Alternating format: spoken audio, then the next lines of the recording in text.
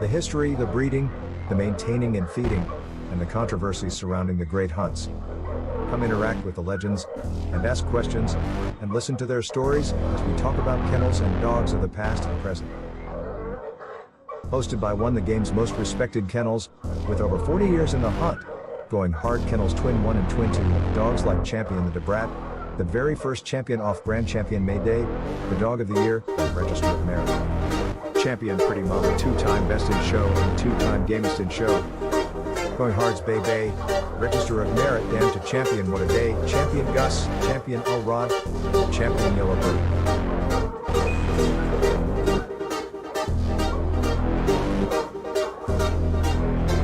So pull up a seat, and let's talk dogs.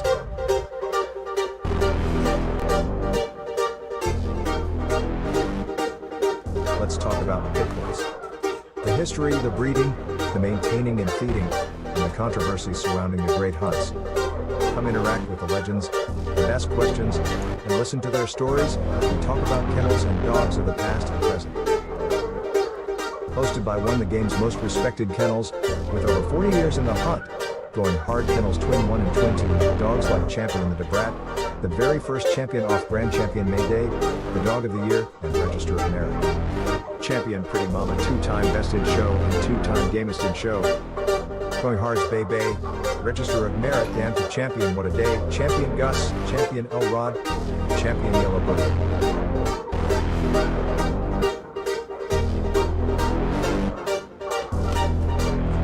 So pull up a seat, and let's talk dogs.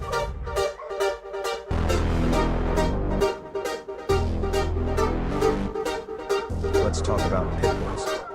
The history, the breeding, the maintaining and feeding, and the controversies surrounding the great hunts. Come interact with the legends, and ask questions, and listen to their stories as we talk about kennels and dogs of the past and present. Hosted by one of the game's most respected kennels, with over 40 years in the hunt, going hard kennels Twin 1 and Twin 2, dogs like Champion the Debrat, the very first champion off-brand champion Mayday, the Dog of the Year, and Register of Merit. Champion Pretty Mama, two-time Best in Show and two-time Gamest in Show. Going Hard's Bay Bay, Register of Merit, Damn to Champion What a Day, Champion Gus, Champion Elrod, Champion Yellowbird. What up, what up? Yeah, baby. You know it's Friday. So God, it's Friday. Let's talk dogs. Oh, it's the weekday. It's the weekend. Oh, yeah. Let's talk about pit bulls. The history, the breeding, the maintaining and feeding, and the controversies surrounding the great hunts. Come interact with the legends, and ask questions, and listen to their stories as we talk about kennels and dogs of the past and present. Hosted by one of the game's most respected kennels, with over 40 years in the hunt, going hard kennels Twin 1 and Twin 2, dogs like Champion the Debrat, the very first champion off-brand champion Mayday, the Dog of the Year, and Register of Merit. Yeah. Champion Pretty Mama, two-time Best in Show and two-time Gamest in Show. Going Hard's Bay Bay, Register of Merit, Damn to Champion What a Day, Champion Gus, Champion Elrod, Champion Yellowbird. What's up? What's up? So pull up a seat, and let's talk dogs. I see you out there, Dreadlock, Twan Marley, Dre Love. Let's talk about pit bulls. The Home history, dog. the breeding, What's up, the fellas? maintaining and feeding, I see you, Rack and the City. controversies surrounding the great hunts. Come interact with the legends, and ask questions, Well, we studies and listen to their knuckleheads. stories as we talk about kennels and What's up, dogs of the fellas? past and present. Hosted by one of the game's most respected kennels, with over 40 years in the hunt, going hard kennels Twin 1 and Twin 2, Devontae, what's dogs up, like bro? Champion the Debrat, the very first champion off-brand champion Mayday, the Dog of the Year, and Register of Merit. Dog South Kennels in the house. Two-time Best in Show and two-time Gamest in Show. What's up, Mr. Going Jackson? Hard's Bay Bay, Register of Merit, Damn to Champion What a Day, Shout out to Champion Dre, Gus, thank you, Champion bro. Elrod, Champion Yellowbird. Benny, 6143, what's up, baby? Bulldog in the So pull up a house. seat and let's talk dogs. Yeah, yo. Come on. Let's talk about pit bulls. The history, the What's up, man? What's up? My peoples.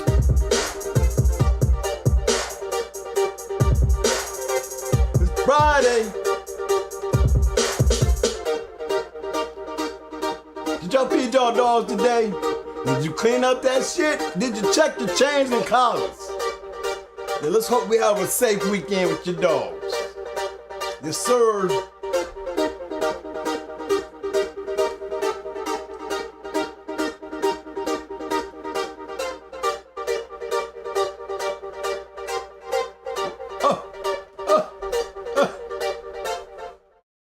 What's up, fellas? Another day at the Going Hard Kennels Reloaded talk show. Glad to see everybody that made it in here today so far. Want to make sure everybody's out there on the one. Thumbs up if you're feeling good like I'm feeling today. Thumbs up, thumbs up. We in the house. We made it. We made it. Yeah, fellas. Nice Friday, good Friday. Every Friday a good Friday to me. I have Saturday to sit back and chill. Yeah.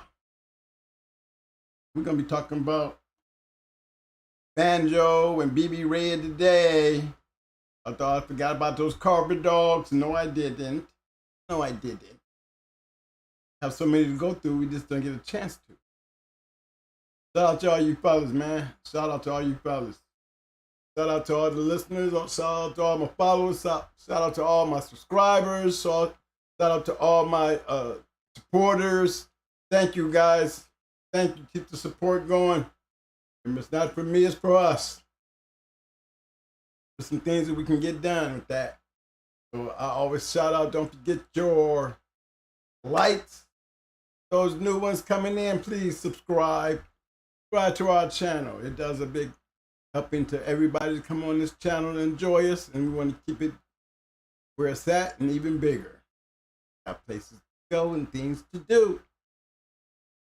Oh yeah. Now, hey, we're gonna before we get into some deep stuff, again, guys, you know it's so important for me to go over this sometimes about staying safe. Staying safe. We had another mishap with the law to one of our kennels down here in Florida. We want to send our shout outs and prayers to them as they venture through this mad world of headhunters on all dog men. They can get it off. Okay. I don't think somebody told on them personally. I don't know the whole story of it, but you know, it seemed like it was related to a prior incident, you know, where those guys got jammed up. I think it had a lot to do with that. I think it was part of a way that they clamped down on. That's why it's so important for us to stay safe and be careful. Man, we can take a lot of guys in with you.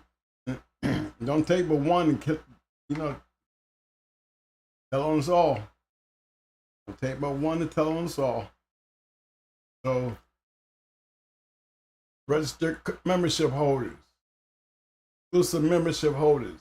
Why it's so important to vet. So important to vet. Don't let a nobody become a somebody by getting everybody.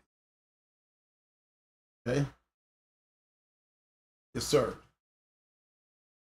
All right, guys. I'm gonna be, like I said, I'm doing BB Red and Banjo today. BB Red and Banjo. That's what we're gonna do today.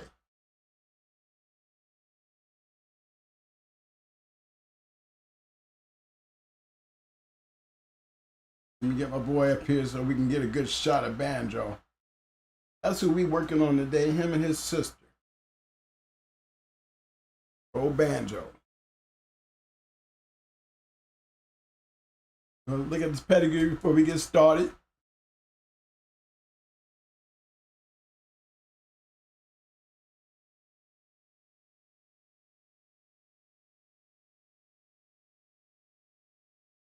Okay, as you can see, he's off McCool's sack and Coy's Betty Joe. ROM and POR. I remember what I always say about pedigrees, fellas.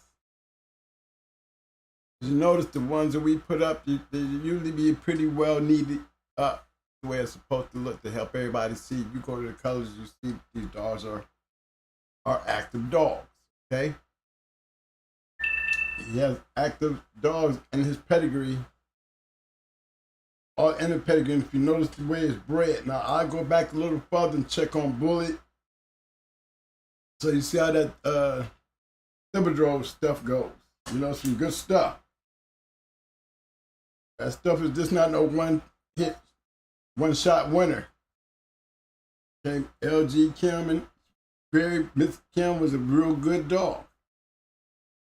Okay, let's go play with the top half first. A lot of you guys don't know who Bad News is. Tar Baby, those are old Carver dogs. But you guys have got them. Guys have got them. Got something to look forward to.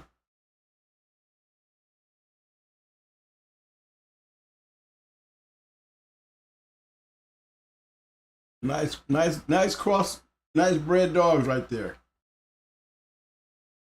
You can definitely see there's a formula there. Don't really take a hard rocket scientist on the top side that you can see that there's a formula there off the bat. We talk about it all the time. Luca Browsey in the house. What's up, man? Let me shout out to Luca Browsey. Let me holler at that Damian Johnson. James Jones. What's up, fellas? Again, guys, we're going to go back over here and check out this pedigree. Like I was saying, if you can tell, there is a formula there. All right? There's a formula there. And that's just the top half.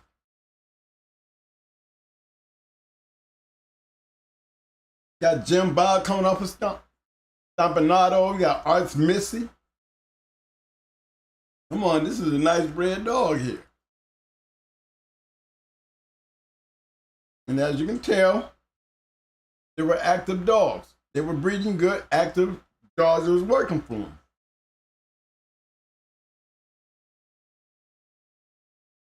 Okay.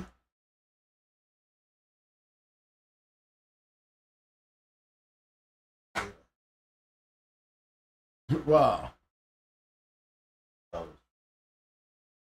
$150 for $150 for Banjo as a puppy, and $150 for BB Red as a puppy. All right, we're gonna go over here and check out Cool's Betty Joe.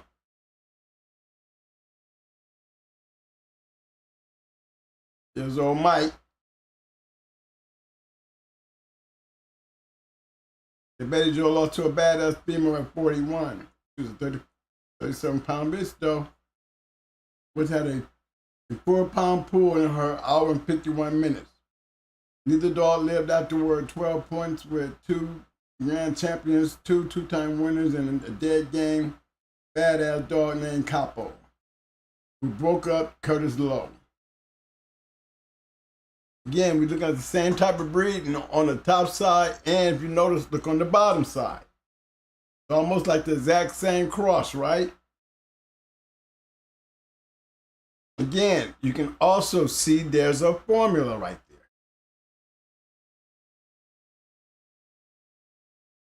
That's right, heavy butcher boy, James Jones.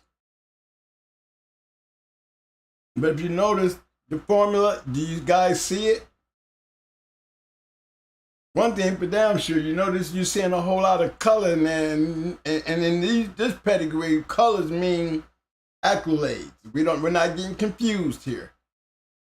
So we can clearly see that there's a lot of color in there, which color means accolades, and this is why we got the result that we get. This is just the bottom half. This is just the bottom half. And when you go back and put them both together,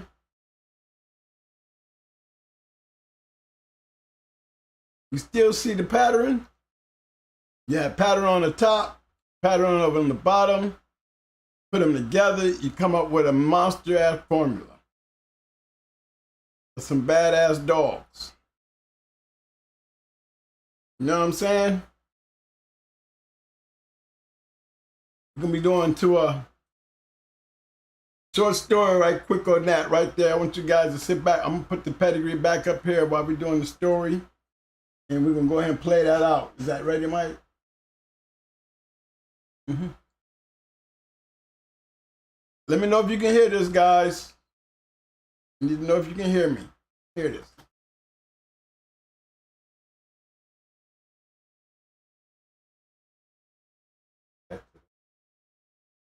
No. Okay.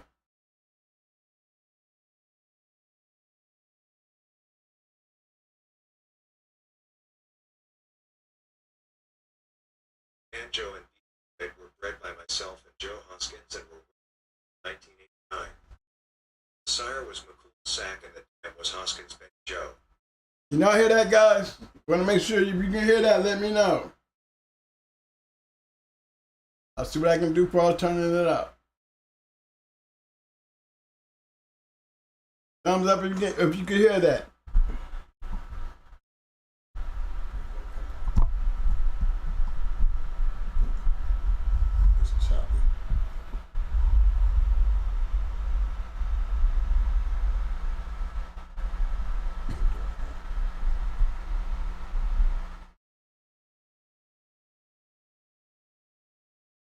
Banjo and BB Red were bred by myself and Joe Hoskins and were whelped in April 1989.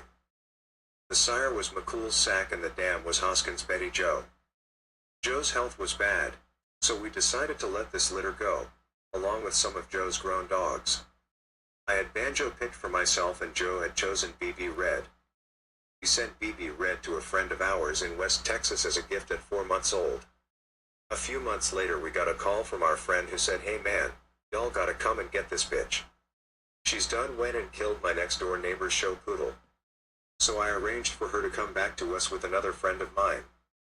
The trip from West Texas is a long one, and he had other things to do, so it took 2 days for us to get her back. I have often wondered what would have happened if she had been stolen out of the back of that truck, because it would have been so easy to do. But destiny had a plan for BB Red. They both made champion early, around 2 years of age. Coy, another Texas dogman, bought Banjo at 6 months of age and campaigned both dogs to their grand championships. Coy brought them back down to me when BB Red and Banjo were about 14 months old. I saw very quickly that these were fast-lane dogs and knew that it would take an ace to beat either one of them. BB Red and Banjo were both matched in July 1991. BB Red went into a good dogman from West Texas who brought a Carver bitch and a very game one at that. They came in at 31 pounds and at 45 minutes the West Texas bitch could not make it across and was picked up. Shortly afterwards, Banjo went down to South Texas to go into another tough dogman. Weighed 35 pounds and he also won in 45 minutes. Banjo was a more defensive-minded dog than BB Red, but both could bite the legs off a coffee table. All of Banjo and BB Red's matches were both into dogs either 1 or 2 time winners or going for a championship, and a couple were going for their grand championships. Always good hard-tested bulldogs and top-of-the-line dogmen. Either Banjo or BB Red were ever carried past the hour mark. Banjo's championship came into another 2-time winner going for his championship. His name was Grunt and came from Oklahoma. In 34 minutes Grunt was dead, no scratches in that match.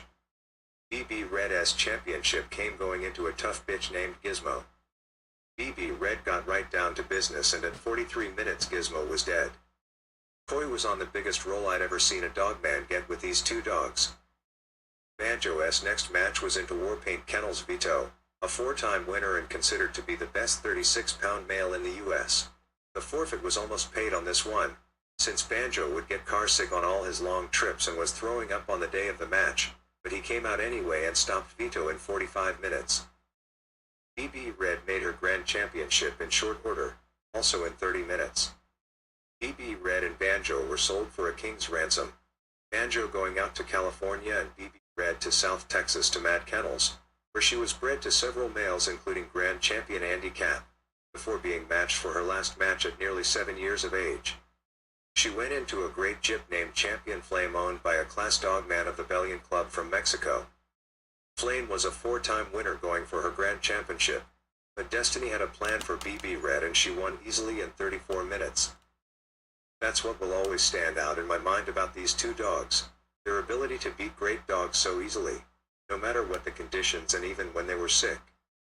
This in my own mind is a true ace, to win so easily even when they shouldn't.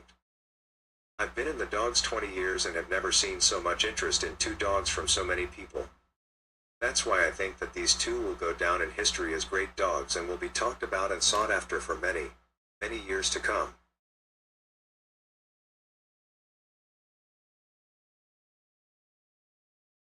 Well, fellas, see. BB Red and Banjo. BB Red and Banjo. Two of the baddest dogs of that era. And they did make a statement. By the time they got to their 3 and 4, I think the country, they were very well known. Very well known. And those are what I call those destroyers. You know, them kind of go in there and this is on a totally different level as far as ability, power, and aggression. Can't never tell you if they were game. Gameness was never a factor with those two dogs. Definitely was never a factor. They were straight, real high class destroyers, guys. When I say fast lane, I mean, they put you in the mind of Queen of Hearts and Candy. You know, some very rough dogs back in my day that I had the privilege to see and destroy something. Well, I can tell you, BB Red and Banjo was that caliber. Probably a couple notches above that because people was trying to really beat them. You know, greatness against greatness, you find out who's the greatest.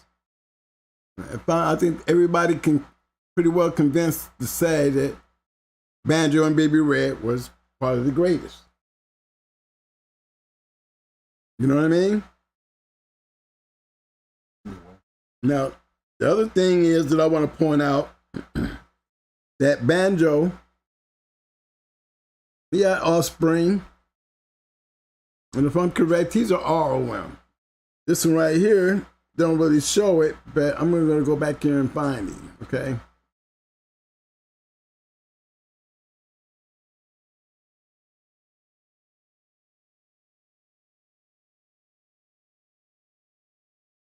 Okay, that's more like it.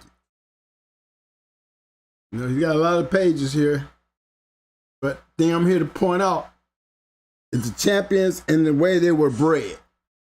Okay? The first one I want to go to is that champion red man.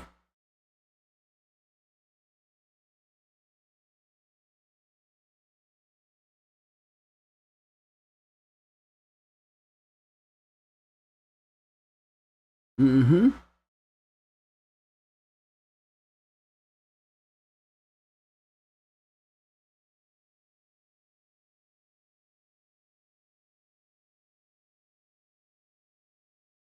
Yeah, Red Man is bred off of Champion Tina, Grand Champion Tina.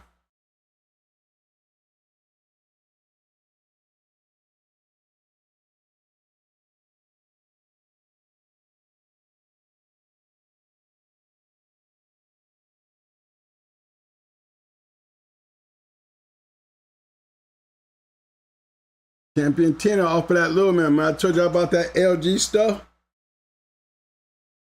More Carver. Nice bread. And again, there's a formula. There is a formula.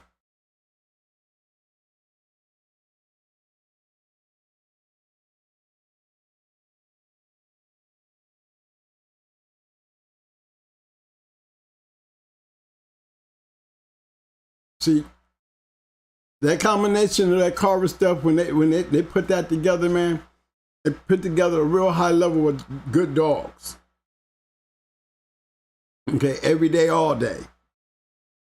All right, and it's all about how you breed them and making the right breedings. Again, I can show you back in here again right quick. Let me show you. Looking at that pedigree, like I said, a lot of colors is really in order. All the proper colors is up and makes the pedigree a little easier to look at.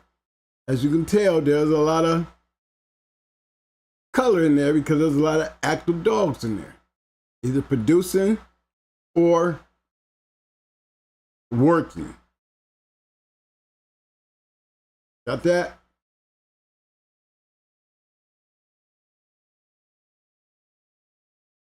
That's just how that go. That's a good. That's what I call a nice formula. Carver dog. That's definitely Carver.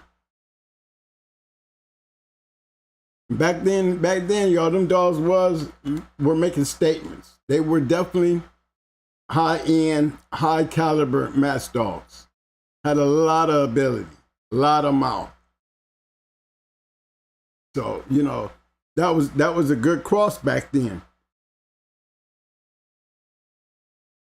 I always liked it, that LG shit. I always liked it. Kept a good eye on it. Then you have Champion Shady Days.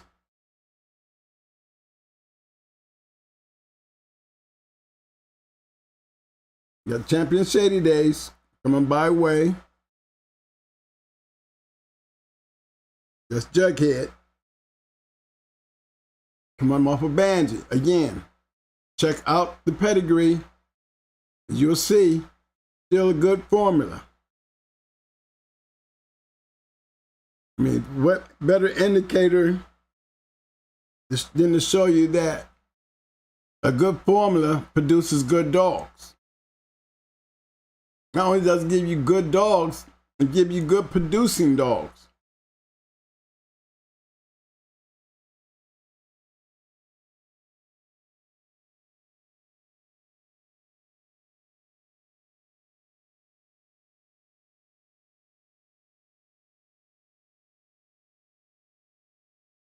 You know what I mean? That's Banjo bred to Banjo. Off of Banjo, that's a double bred Banjo dog. Bred into that Miss Molly stuff in the back.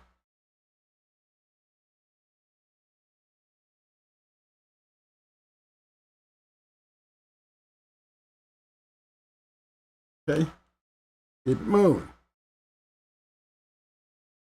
Another point, the formula. Formula means everything, guys. If you can just, you know, get a chance, go back and look down to some of those pedigrees, and as you'll be able to see that those crosses, they come back to save you. Because if you didn't have nothing, you will have something. That's James. Okay, James. Read an old journal that said that Bully Son and Snooty Cross was hard to beat back then. Yeah, Eli and Snooty, that was a good cross. It was still a Eli Carver cross, which it worked anyway. You know, it's the Eli Carver cross. Snooty's really a Carver dog. So, you know, he would fit in that program. Man, when they started crossing Snooty with Red Boy, getting the results they got, and then they started crossing Banjo with Red Boy, you should have seen that shit. And there was some dogs out there now, I'm trying to tell you, there was some good dogs when they started crossing that stuff, that Carver stuff into the Red Boy stuff. Them dogs even got a little sweeter.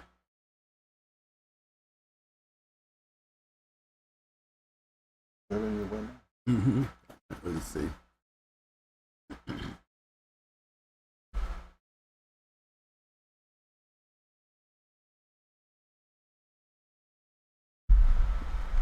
PG412, let me address the conversation you're trying to hang on. See, when I went on Pro's show, Pro was supposed to come on the show and apologize to all you people. You know, that was what the purpose of that was. You know, as far as I'm concerned now, it's dead and gone.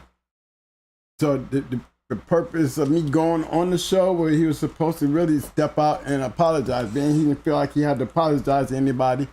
The only reason to have squash, I got my apology letter. So I left it like that. And, he gave me an apology letter. It clearly will show you that he apologized. And then he was actually supposed to apologize to God. I mean, if that was an apology, it was a weak one to me, but I left it where it was at. You know what I'm saying? I'm not in here to battle with non-sayers and non-goers. So, if that answers your question, you know what I'm saying? Now, I wouldn't call him legit because I didn't say he was legit. I didn't say nothing about anybody being legit. And did we talk it out? I think we came to a resolution, The resolution is, don't fuck with me and I won't fuck with you.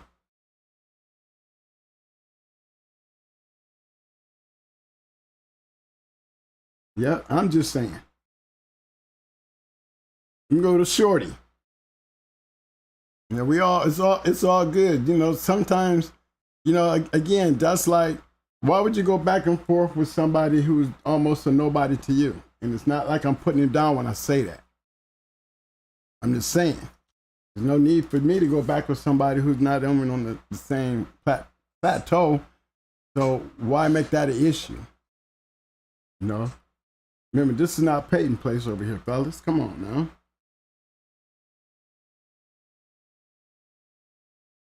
Yeah, he got, I don't know what trial and error is, and Mike Dan, y'all picking on him, y'all picking on the guy. It's not good to pick on people. If we was all coming on the shows to bash each other, would y'all really come to these shows to watch the clown show, or would y'all be literally coming to a show that you want to learn about the dogs?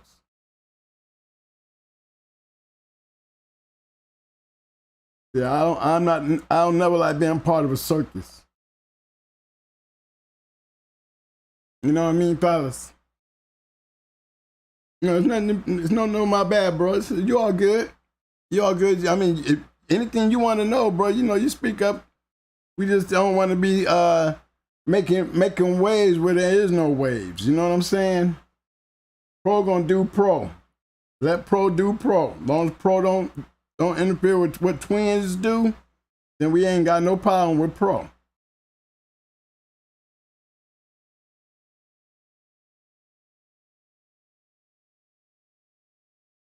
Hey, y'all, here's another one. Champion Team USA Shorty, 4-time winner, badass bitch. All these were small dogs too, fellas. These were small dogs. Another one.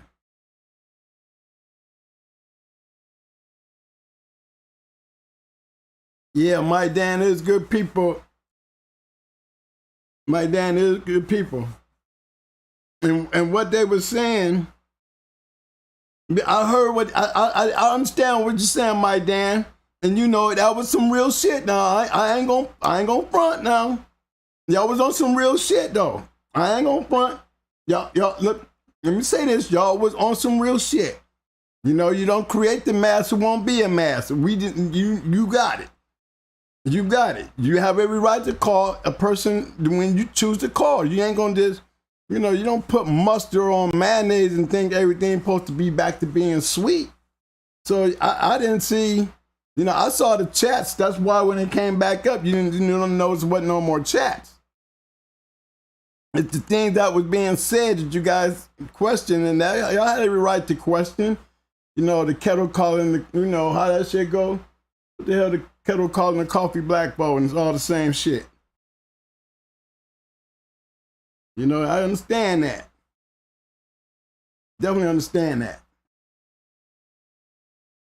But still, remember our whole point of this, fellas, is we got to stay in that area where, you can't divide, you can't bring the divided and the undivided together. Somebody's gonna have to change for it to work. Either the undivided is gonna be taking over the divided and it all become undivided, or we're gonna have to take the togetherness of undivided and put it all over here and overwhelm the undivided. I mean, to divide it because it's a class. Like it's damn near like a class between bad and good. You know, there's a lot of you guys got to figure out who's the bad and who's the good. Where's the benefit coming from? You know, and until then, you know what I'm saying? At least let's maintain the respect. You know, I don't go off until you disrespect. You disrespect, then you're going to see me go off. Because I try not to disrespect anybody.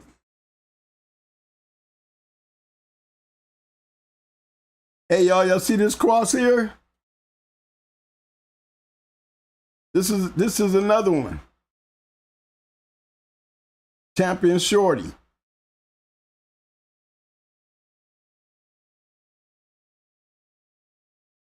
I like to holler out there at Mad Kennels. He's a good dude. I mean, a funny dude. That's one of the things I got to say. He is definitely a funny character. Good friend, funny guy. So my shout out there to Mad if you're out there. Lockdown Rudy. Another salute to you too, bro. Okay, this right here is Champion John JR. Miss Fancy. I wouldn't call it Miss Fancy, just Fancy.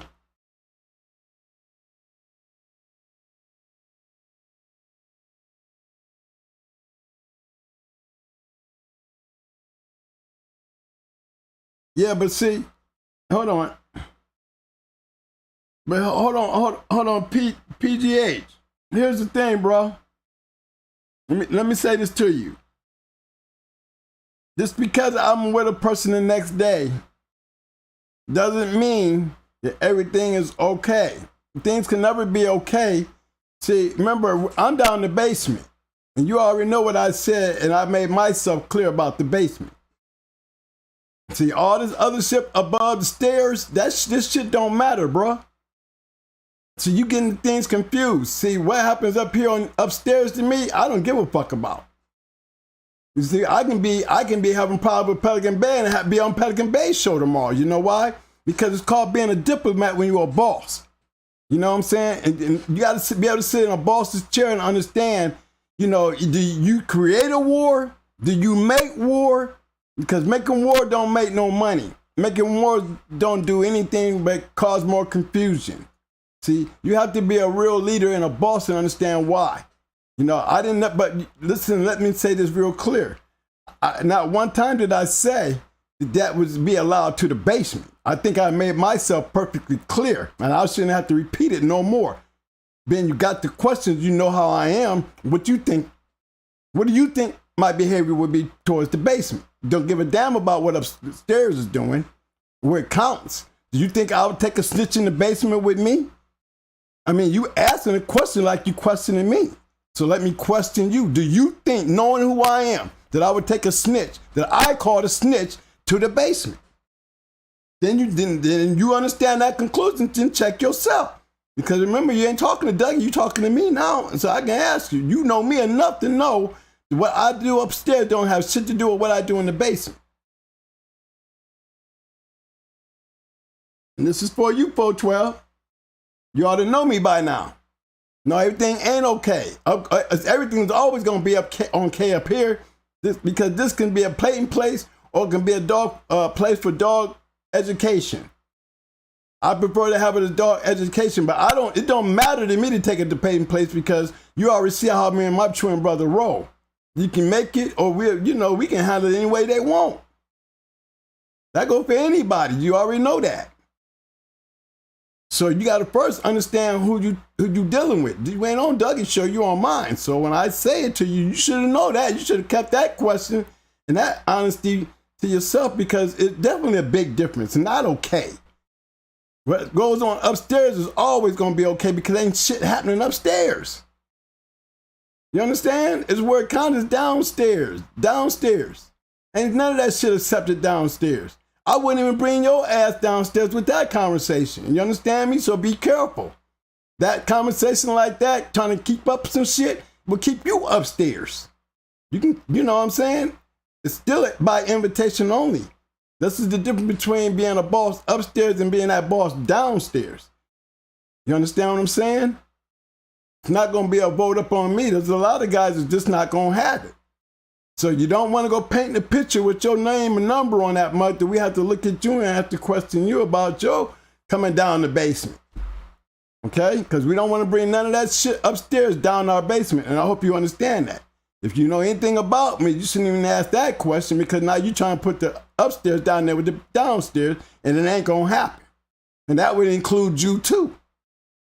All right? So be careful. Leave that shit alone. I know. I would never take a damn snitch downstairs if me and you was walking together. You think I would take one downstairs knowing that we both know he's a snitch? Come on, bro. You know better than that. No, we're not gonna do that. If I called him a snitch, you didn't hear me. I'm not apologizing to that.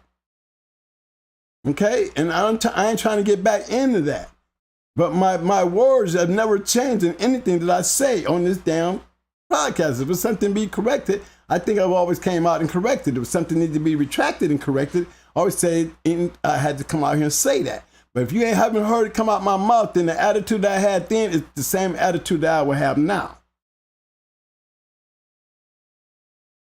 Okay, now I hope that fixed that issue there, bro. I would never, and I hope you would never. I hope you would never, because see, that's dead water shit, bro, and you gotta leave that alone. You know what I mean? No, don't get it twisted. I said once while I went on the show. All right. Not one time did you hear me say things was cool and all that. Things is always gonna be better, because as a boss, you have to understand, you have to negotiate, man, because I'm not here for all that. I'm not going to be going through the back and forth. I'm not going through the loops. That was something could be easily corrected, but that's all internet shit. You know, that's all for the internet. I wouldn't even have these kind of conversations if we was trying to talk about this shit down in the basement. You know what I mean?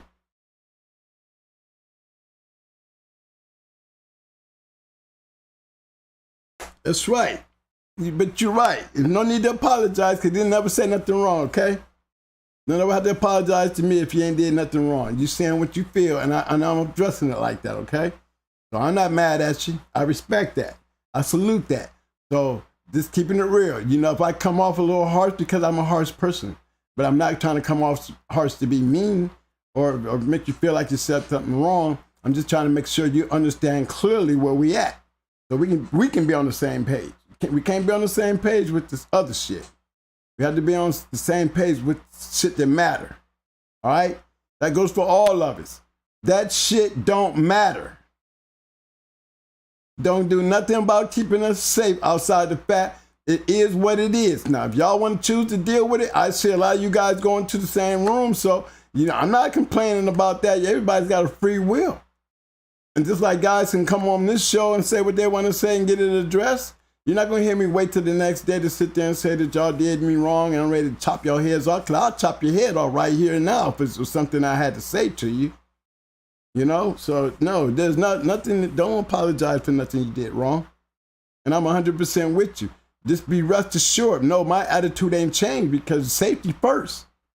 And that goes a long way with me. I ain't playing with somebody that I feel shitty and shaky with. And be ready to clock the fuck up. Strap the fuck up if it come down to me having to prove that point. You know? That's just bottom line. Ain't got nothing against them. Just can't fuck with them. All right? You can be cool with a person and still don't fuck with them, because of the way you ain't fucking with them at. I can fuck with you up here. I just can't fuck with you down there. Right? Thumbs up on that if anybody in agreement with me. Because we ain't trying to start no girly party. Thumbs up, thumbs up. Come on, throw some thumbs up on that, because that's on some real shit. Keep it moving. Ready to go, fellas? Thank you. Thank you. It's all good, twin. I would just never be okay with the tellers. You right, bro. I ain't either. I am 100% with you. I am still down with you. All right? I ain't left your side, bro. I ain't left your side. I'm on your side. I'm stuck to that. I ain't changed my mind. No, when we go to the basement, that's a totally different story than YouTube. Okay? We just can't take YouTube in the basement with us. That's all I'm saying. Don't get them two things mixed up. I might be cool with you upstairs, but it might be a whole different story downstairs where you might knock on the club door and be like, look through the door, you can't come in. Okay? It's not because I don't like him. Not because I'm mad at him. It's because we can't trust him. That's all. There's nothing bad about that. And we have a right to feel that way. You have a right to feel that way. You've seen everything that went down. Everybody's seeing what went down. You know, it's just best to leave it upstairs where it's at because we're really getting closer to some downstairs shit. And we don't want to bring that into our life downstairs. We don't even want to bring that we don't even coexist with that because who's going to be safe downstairs with that kind of shit going on? Nobody's going to be safe downstairs with that kind of shit going on. That's why you cannot allow that shit downstairs. That's why I was trying to cut you short. You know what I mean? Because you can't even go with that kind of attitude downstairs, bro. You know, you know we're living in two different worlds now, all right? We don't do that, and we don't take that downstairs because we taking upstairs shit downstairs, you're going to have a problem. And believe me, downstairs, we catch that shit downstairs, it will be eliminated. Just as fast as you see me dealing with shit upstairs, when it has to be dealt with, I will deal with it harsher and faster downstairs because that's our safety. That's our life. That's our dogs. We can't have that kind of ruckus going on down there in the basement, man.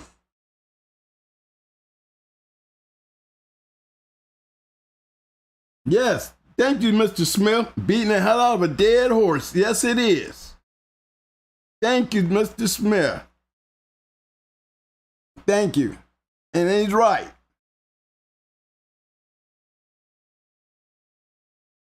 All right? It's called chess, not checkers. Oh, my goodness. Boy, you guys.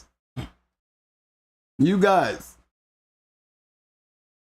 don't, come on, y'all. We keep the game. We keep humanity in the game. You don't go scratching on down dogs, okay? We say pick up. We say pick your shit up. You pick your shit up, you live another day, okay? Let's leave it like that. Pickups means you live another day. Okay?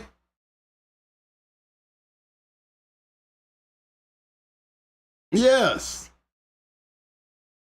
Who was that saying that shit? That's Dre saying, no, that's Brian. Brian, let me say it to you, Brian. Now I'm reading the chats, y'all, and I'm riding with the chats, okay? I'm riding with the chats. I'm reading them. Brian, you are right too. Yes. Yes. And see, this is what happened, 412. When you bring shit out that don't need to be bring out, now you're starting to see the full impact of the room. The room don't want to hear that shit. The room don't even want to start that shit. And you see what's going on. It's just not me. It's the room. We don't want that shit over here. We don't like talking about it over here. We're not going to be explaining it over here. But I do think because you are my boy, and you know you are part of that clique, that, you know, like I said, you didn't say nothing wrong, and you had the right to be, but it also had to be addressed. Because I don't want you getting me mixed up. You know, that's why I addressed it. Don't get me confused. I ain't changed shit. Don't add nothing to my pie that I didn't put there myself.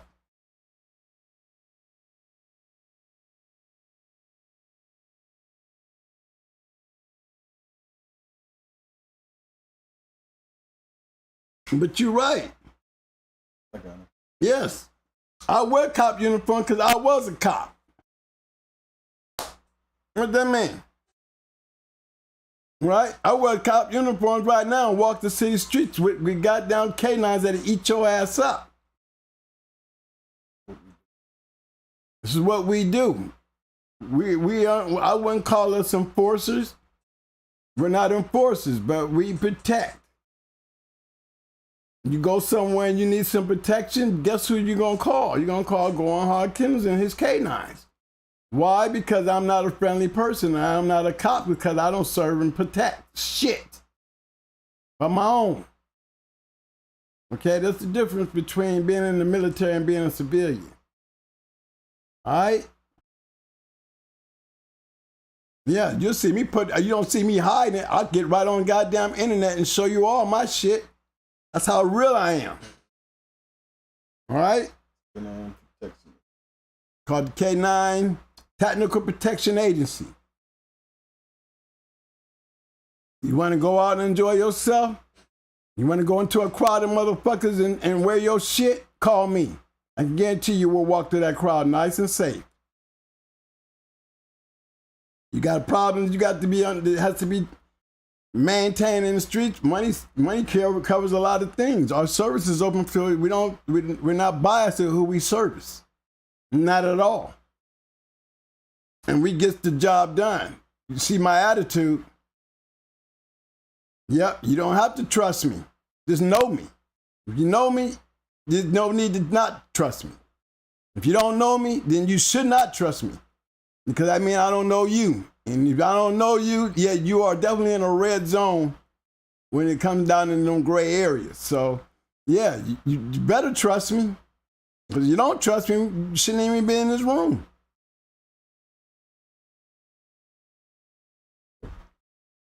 That's right. We are here for the entertainment. We want to talk some damn dogs. Took me off my BB shit and my Banjo shit. And Banjo had a lot of damn champions. My point, what I'm trying to do with the Banjo stuff is showing you how they crossed it. I'm basically stuck on the crosses that worked. You know what I'm saying, fellas? Crosses that work. We want crosses of the Banjo stuff that work. So we get an idea. They go empty bottom. But we know the Stampinato, and we know the Stampinato and the toe stuff, the Carver stuff was gonna work.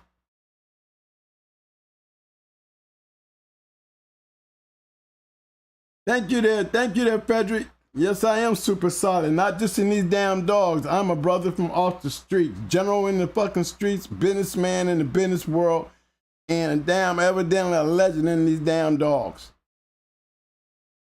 And there's a reason why. It's because of the way I carry myself and the way I conduct business, me and my brother.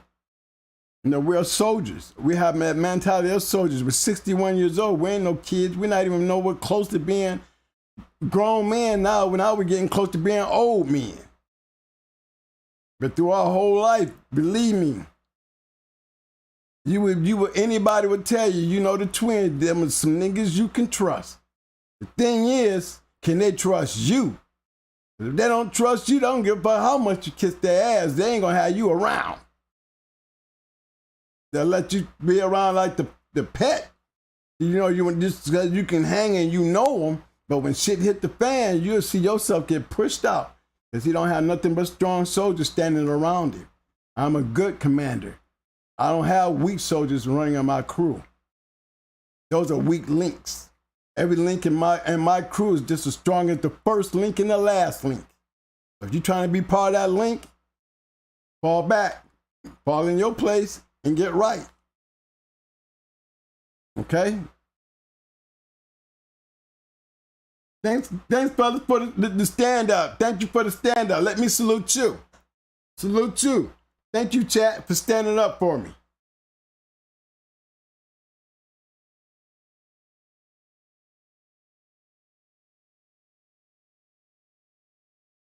All right. Now, damn, Banjo had a lot of damn puppies, didn't he? As far as breeding wise, that dog got 6 pages, fellas. He go one I like.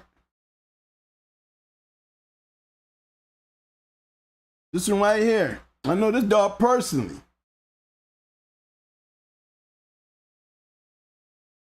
I like him. That's Brooks' Lucky Strike. I ain't seen you had a dog off a Lucky Strike. Let me see if his offspring is on here. Let me see if it's even on here.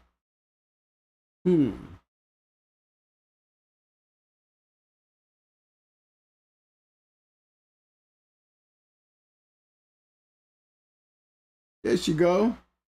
2 of them. See him down there? Yeah. Twin be having that shit. There my little female go.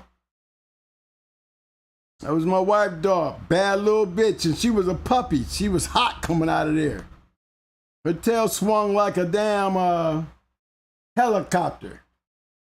That's going hard, Xena.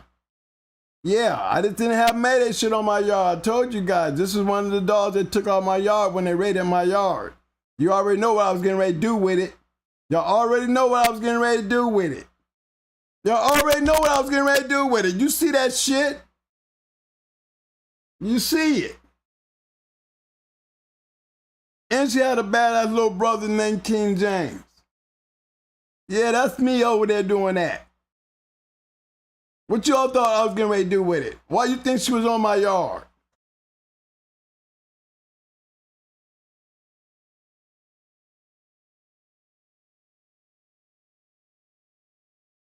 And guess what, Mr. Ben Brockton. You know, Mike had been telling me this all day. Don't forget he the handicap ducting.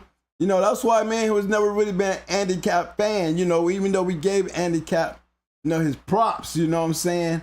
But, you know, there was a time out there, y'all, there was several dogs that was jumping after handicap, and handicap was swinging his head like, woo, woo. He was ducking like magic. The Bring It On Looney dog.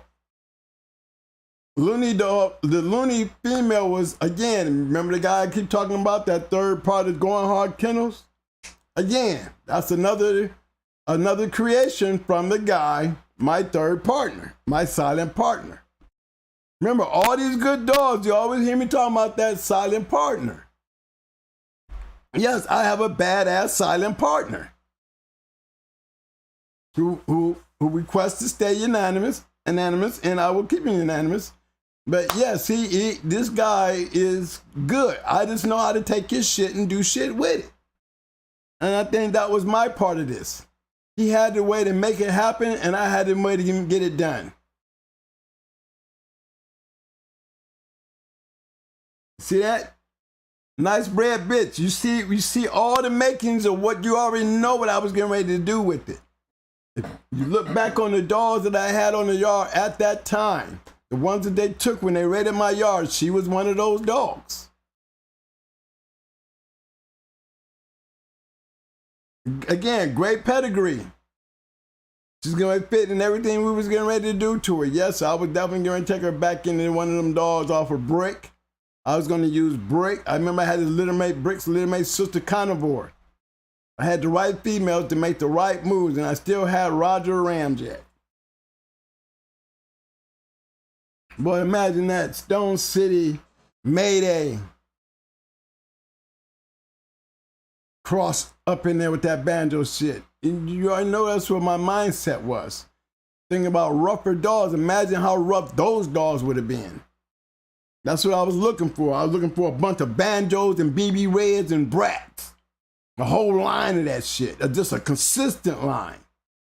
Consistent line, fellas. Consistent line. I really felt, because I had the right dogs and the right chemistry. Even though she was a puppy, she wasn't an old puppy. She was probably one of the oldest puppies that was on the yard. And you couldn't take nothing around her. Not even the little babies could run loose. She snatched up everything. She snatched up everything. She didn't give a damn what it was. That little bitch was bad. And I saw Lucky Stripes win his third because I had everything. I was his second in his third. It was a good show. Lucky Stripes was a good dog. He was a good dog. And that's the truth. Me personally, man, he was one of them other ones that was on that list with Buck Rogers. You know what I mean? Not taking nothing away from him, but he was one of those other champions that we were aiming at with Buck Rogers, because we was trying to find, you know, like I said, you know, good dogman is always going to try to find something to make it happen. You know, he made champion, and I was happy for him. I helped him do it. You know, it was a good night. And I was glad that he put that faith in me to listen to what I was telling him, because what I told him was what won him the match. He was in a hell of a fight. So I had to give him that that hog they had. He was not going down easily. He was not going down easily. And sometimes there's a way to beat the best.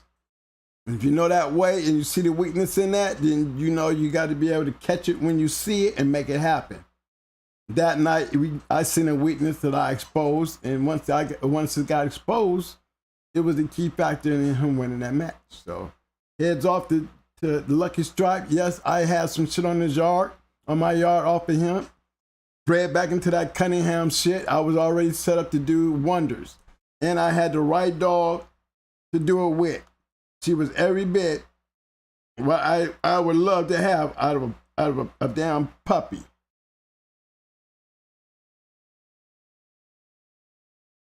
Yes, she was.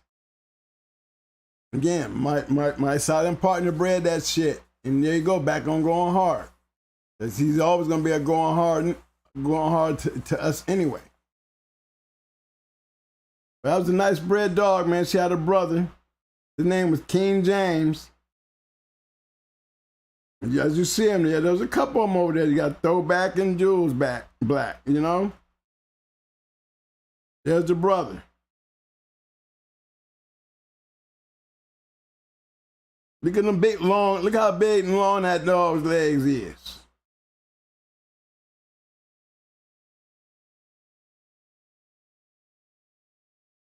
Good dog. I had him, Zena, and Jesse and King James.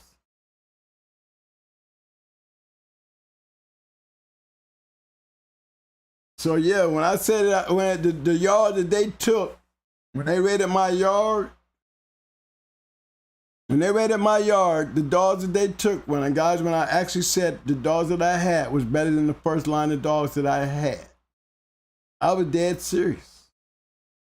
Like dead serious Kennels, I was dead serious. The line that we had put together and the dogs that came together with some help, like I said, with the crossbreeding that they were making with Diablo and Maytu, they was dead on point. And then I had the perfect 50-50 outcross to come back into that shit to make it just a total monster cross, because these dogs on the yard were all fire. It wasn't a nice one, it wasn't a nice dog on my yard during that time when they took those dogs off my yard. I was very happy with what I had at the time. They thought I would have some shit when I had Buck Rogers and Brat and all them. No, that new crew, they were really standouts, fellas. That's what hurt me so bad when it all went down. Did all that hard work, put all that into that dinner, and just watch them just fuck it up on some bullshit too, y'all. Yeah, on some BS.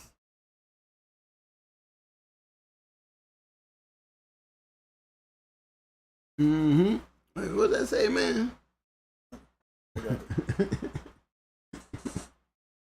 Still dogs the police. I'll sell whoever got some damn money. I'll sell a dog too.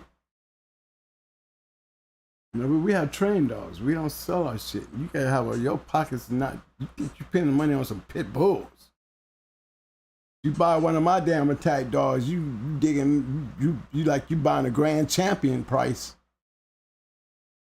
And my closest ones, you gonna take the king's ransom.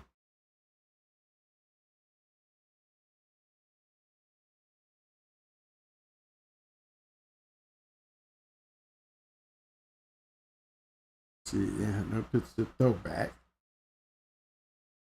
I like the throwback.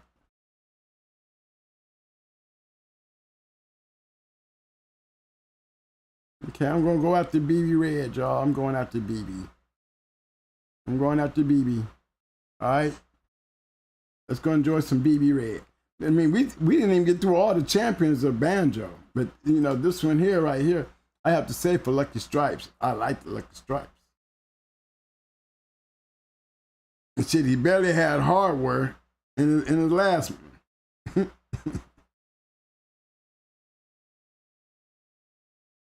You might, we saw the one of them definitely went longer than 24. You know what I mean? That one? Yeah. Yeah, Yes, it did. All them times ain't right. I can tell y'all that now. It took a little bit longer than that for number 3. You better put an hour and 23 on there. But somebody got that time that wrong. time wrong. That time wrong. I was there for that motherfucker. Yeah, sir. It was a little lot longer than 23. I would say about an hour and 23. Yeah. Misprint. It's misprint.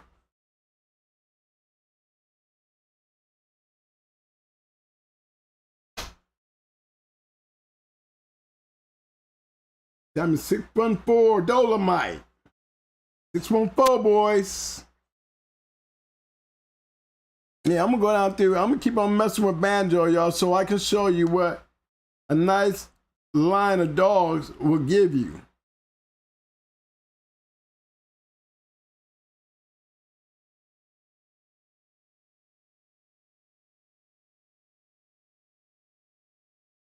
Mm-hmm.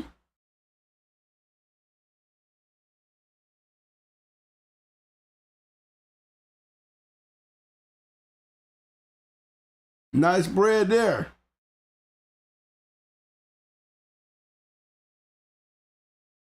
I'm gonna go ahead and open up this one here. Let's see if we can go back a little further and then let's see what's in the back of that.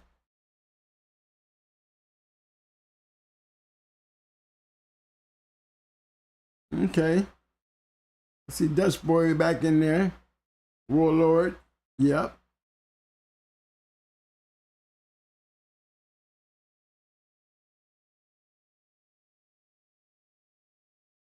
I liked it Bow Wow, but I'm gonna tell you, Bow Wow he wasn't what you think he was, bro. You know, that way we put one of ours on him and he didn't run through our shit.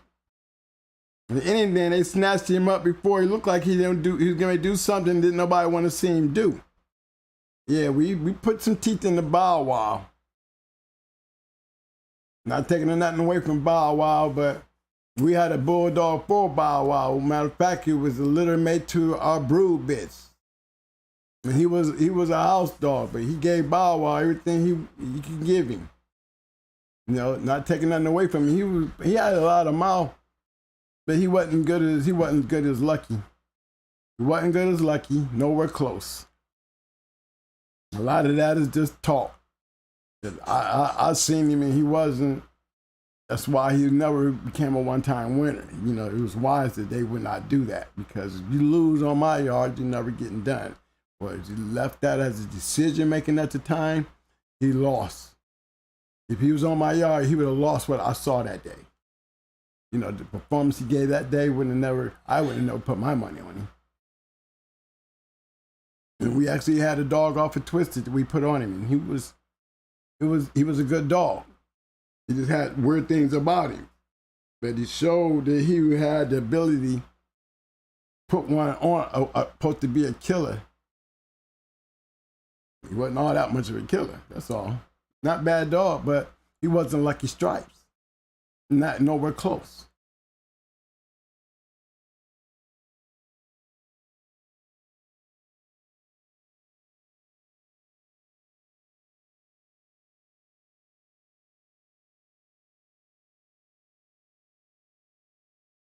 Mm-hmm.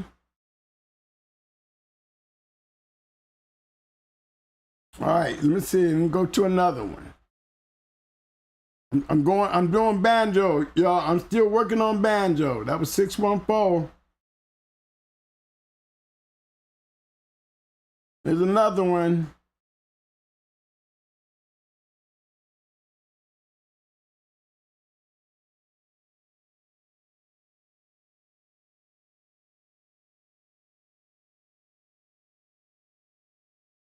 Jamie, when y'all talk about Jamie Long was a federal agent. I mean, hold on. Let me tell you guys something about Jamie Long. Jamie Long was a federal agent. I knew Jamie Long was a federal agent. Just like I knew the sheriff when he was a sheriff taking me down to James Edwards in them yard. Why you think Jamie never put champions and grand champions all on his shit? You never seen him put a one-time winner on his shit. You never see him do any of that shit. So let me address that, because you got to first understand Jamie Long was a Fed. I knew he was a Fed all along. All along. And I didn't see him put him down. So just because your occupation is that of law enforcement don't make you a snitch. Right? Just because we chase down bad guys and we regulate streets doesn't make us a snitch or a cop. If anything, if you got somebody sitting there doing dirt next to you and that you know that's his MO, then you should feel safer around that type of person, because shit, I got more to lose than you. Remember, I told you I had a sheriff that was taking me over to James Edwards and Atlas Brewer's house. And I'm talking about in the patrol car, in uniform. So what that supposed to mean? You see what I'm saying? So what? Jamie Long was a Fed. I knew he was a Fed. You ain't telling us nothing new, especially me. Just the point is the man was not, he was a dog man, plain and simple. I didn't say it was. I'm making myself clear. All right, well, I'm just saying. I'm making matters. I just told you I'd make myself clear. You know, he wasn't a Fed because he was a Fed. That's why he never put all that shit on his pedigree. He had champions and he had Maximo in the yard. He never put nothing on there until after he died is when everybody relinquished what those dogs were. He was waited until he died. Because the man didn't do it himself. The man wasn't going to do it himself. He couldn't do it himself. And most guys that's got those kind of jobs, you're not going to see them do it themselves.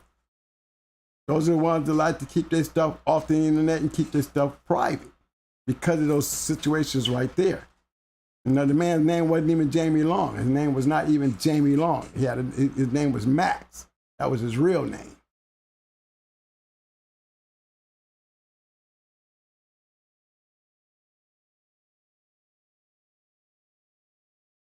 Yeah, see, lucky you're only using 5 for 17 years. Right, it don't make you a snitch.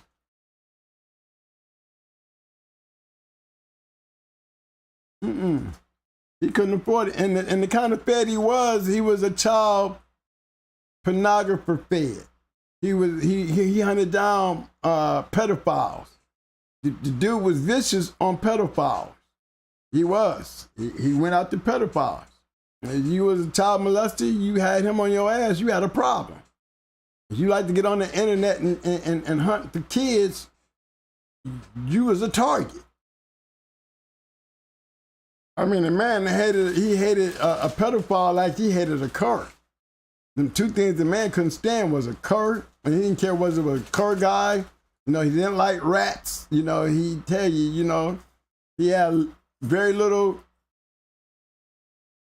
patience and you know, he just didn't like a person that told on people. You know, even though it was his job to get people to talk, he just thought a snitch is the worstest type of an enemy to him. You know, he treated snitches like cur dogs. You know, I used to laugh at him a lot when he get on that kind of stuff. The man was real passionate in his job, and he was not no punk. The man was a little on the nut side, you know. Imagine a Fed with a badge that acted like he acted. And he had this big ass dog that looked like a giant ass lion. Y'all know which ones I'm talking about. The ones got all that hair, poofed all over the place, big as shit.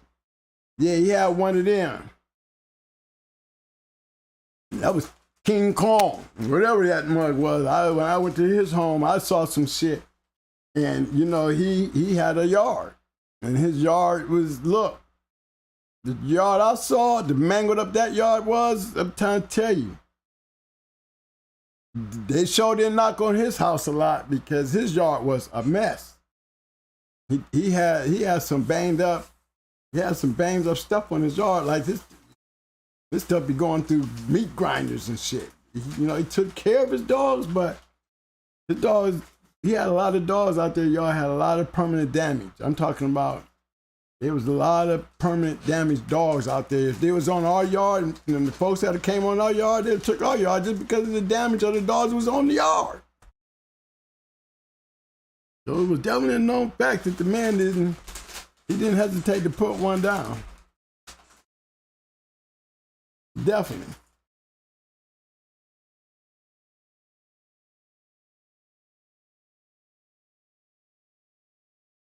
And sure, one thing he never liked his name.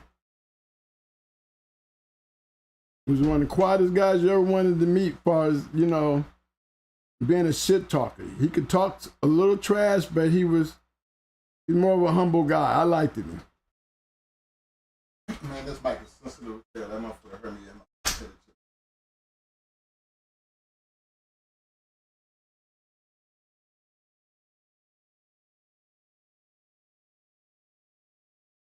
All right, guys, this is another one. Champion Lethal Weapons, Banjo.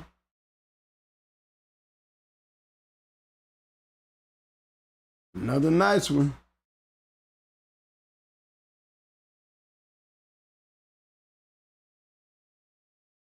But this is, do y'all see how these dogs are bred though, fellas?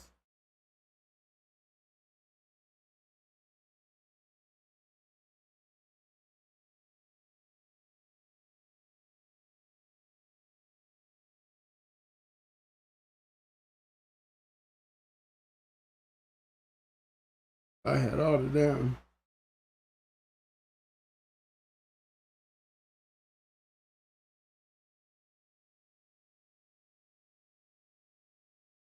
Well, it's come down to having the evidence.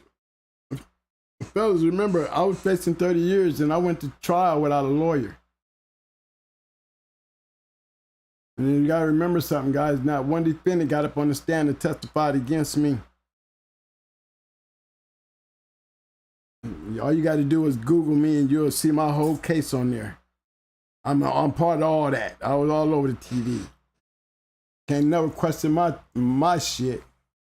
I'm as real as any one of you guys will ever be, because I don't think I can take 90% of you guys and put them in the situation that I was in, and you'll probably end up like Chico. A lot of you guys talk with heart, but until you get put in that position, you know what I'm saying, and you ain't never been in that position, then you almost sound like a pro.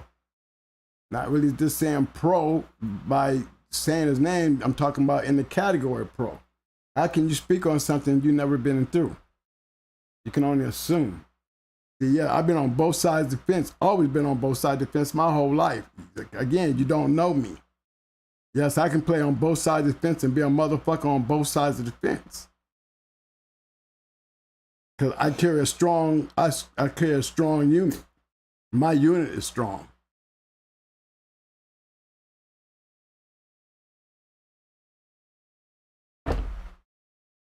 We ride along if we have to, but we, just like with you guys, you're either gonna ride with me, you ride beside me, the ones that can't, you don't. That's about how real you can get with that shit, fellas. It's not even a matter of what I can do for you. What the fuck can you do for me? I don't need you. I don't need you. Shit. Always be aware of that one, fellas. You got to know who you're dealing with. You don't have no idea. You just think and assume. You ask questions about me, you don't want to hear my answers, because I got to make sure you're man enough to even hear to know what the answer means. I can be a damn military police. I can be a street enforcer all in one.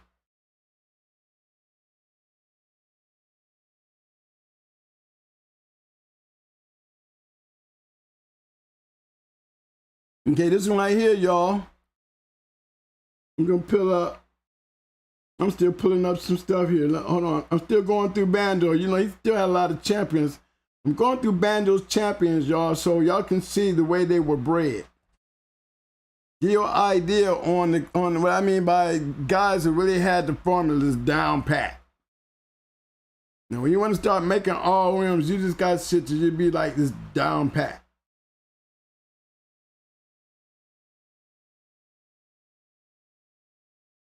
See more of that LG stuff?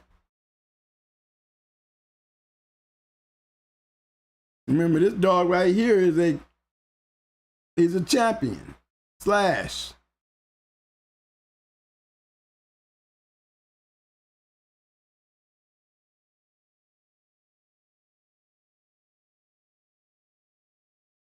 Yeah, good dog too.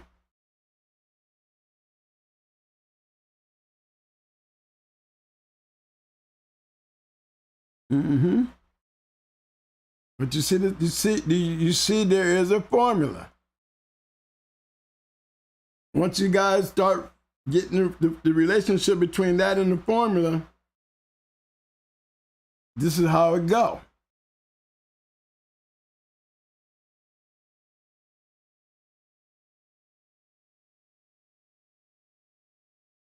Nice bred dog too. All right, guys, this is supposed to help you guys with the understanding of the formula. Now, if you notice, you know, when guys was doing all the whining about the color thing, you notice every pedigree, and I ain't talking about just my own, as the guys, older guys back then, that you see us putting up their pedigrees, it looks like ain't nothing out of place. You know, most of you new guys that does all the whining about the pedigree online thing, about, you know, y'all changing up the colors and all that stuff, then as you can see, then these are great dogs. Look what they were doing with their pets online.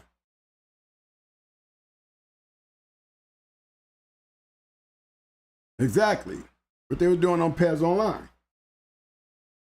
And you can read it so much better. You see the formula. The formula stands out. What do you see? A bunch of active winning dogs. Either they're winning or they're producing. Still, each color carry the accolade. Make it so much better to see. As you can tell, there's not too many not colors in there. You know what I mean? Not a lot of black, but definitely a lot of color. And like I said, the more color, the more better results. And nothing 100%. Never. But hey, I'll take 75-25 any day.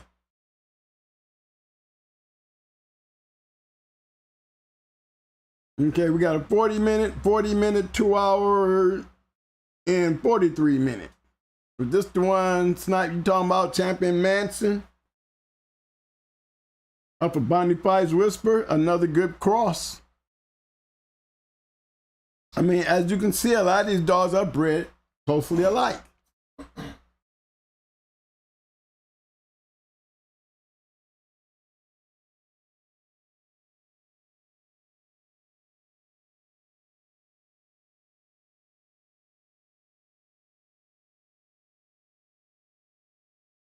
What do you mean I choose?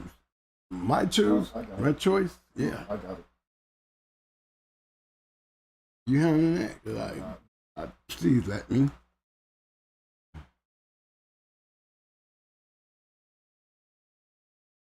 Nice ass Rufus dog breeding on the bottom, fellas. Here we got another one off of US 18. US Team USA, I'm sorry.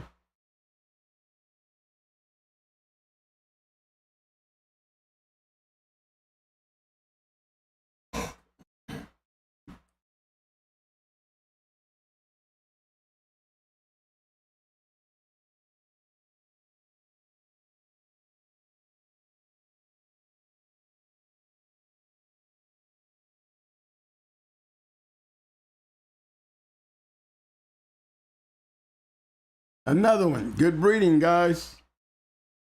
The more of that Eli stuff across the bottom. We seen that earlier with a dog bred almost like her.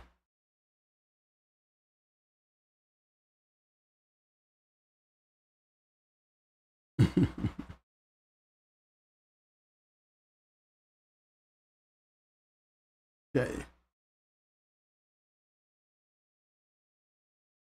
We're still working on Banjo. I like this Banjo stuff. They did some good breedings with it. Now, I'm pretty sure I think we ain't got past all the great shit. You know? We might run across a couple other ones in here. Now, I think we're seeing about the greatest ones we're going to see on Banjo's end. You know, I hit BB Red after this. Just want to make sure we covered all his champions. I want you guys to have a chance to see what the dogs were looking like. I see this one here, King Bam Bam.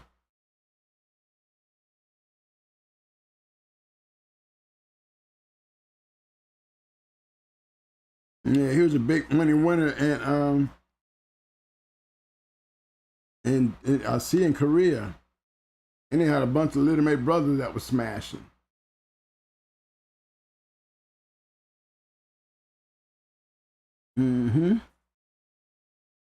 One big in Korea. That's champion. What's that? Bam Bam. Mr. Kim's Bam Bam. I bet you he sold that dog for some pretty nice money.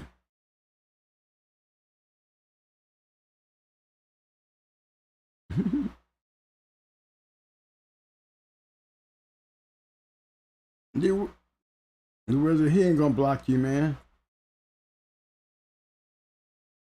Is he? Why are you blocking? You should just let me power off on you. Nigga wouldn't know what down means. I showed the game what down was. Respect the game. There's a nice one here, y'all. This one here is Champion Teddy. Look like a big oversized Banjo, don't he? He sure ain't no little dog.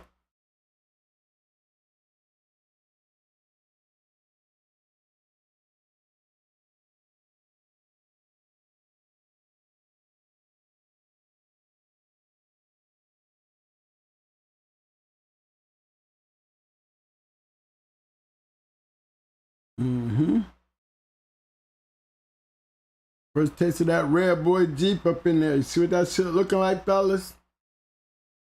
You see what that looking like? Keep in mind, remember I bred the Beetlejuice.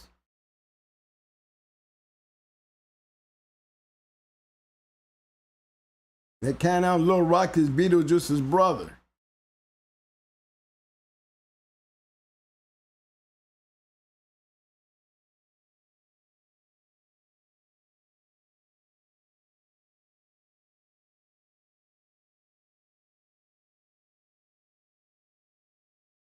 Nice breeding there, see? This is those dogs I was talking about, guys, that when they started crossing that Banjo, into that red boy shit, man, I seen some real nice ass dogs, and that was just one of them. You know, and I think they was coming by way of BB. I think we'll see a lot more of that when we get over there on BB side, but yeah, I seen some damn good ones, man. Some real damn good ones crossed with that red boy Jeep cross. Having them. They were some monsters. And they wasn't tiny dogs anymore either. They had a little bit of size to them.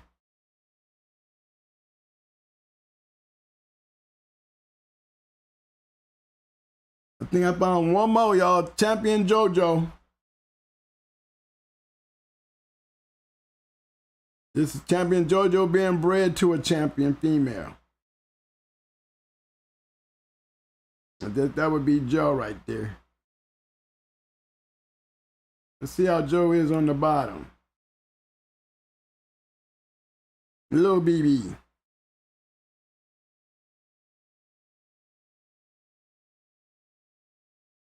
Hey, man, great dogs produce great dogs.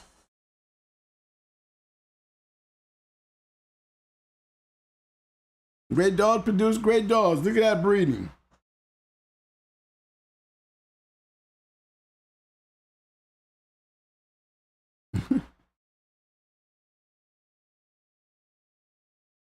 See that?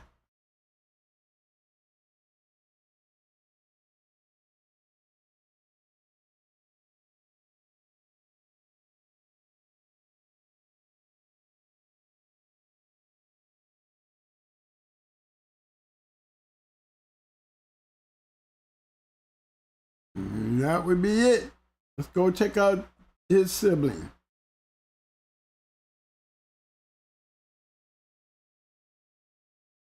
I'm gonna try Mads. 1995 Dog of the Year. She was all that too. She didn't have nobody trying to go on her. And she was like Candy, literally. BB Red was more like, she was the first, well, Queen was the first most destroying dog I've ever seen for pure destruction. As far as a female outside of, I'm telling you, I had Red Ace, you know. I know what it looked like. I know what it felt like to have one, but just to be able to be lucky enough to be able to take one all the way to the top, you know, I have that luxury with Brat.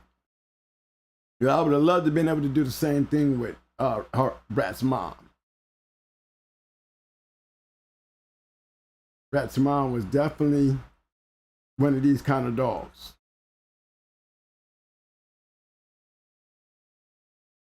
They go Chop Chop. I know some of you older guys remember Chop Chop. Chop Chop was a good producer.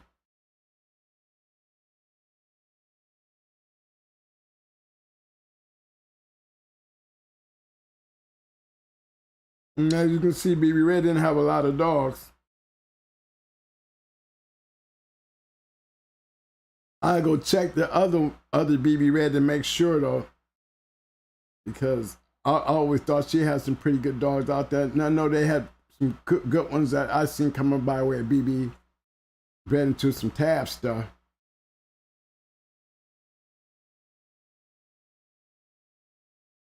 And let me check this other one while we go on, move on. BB Red there.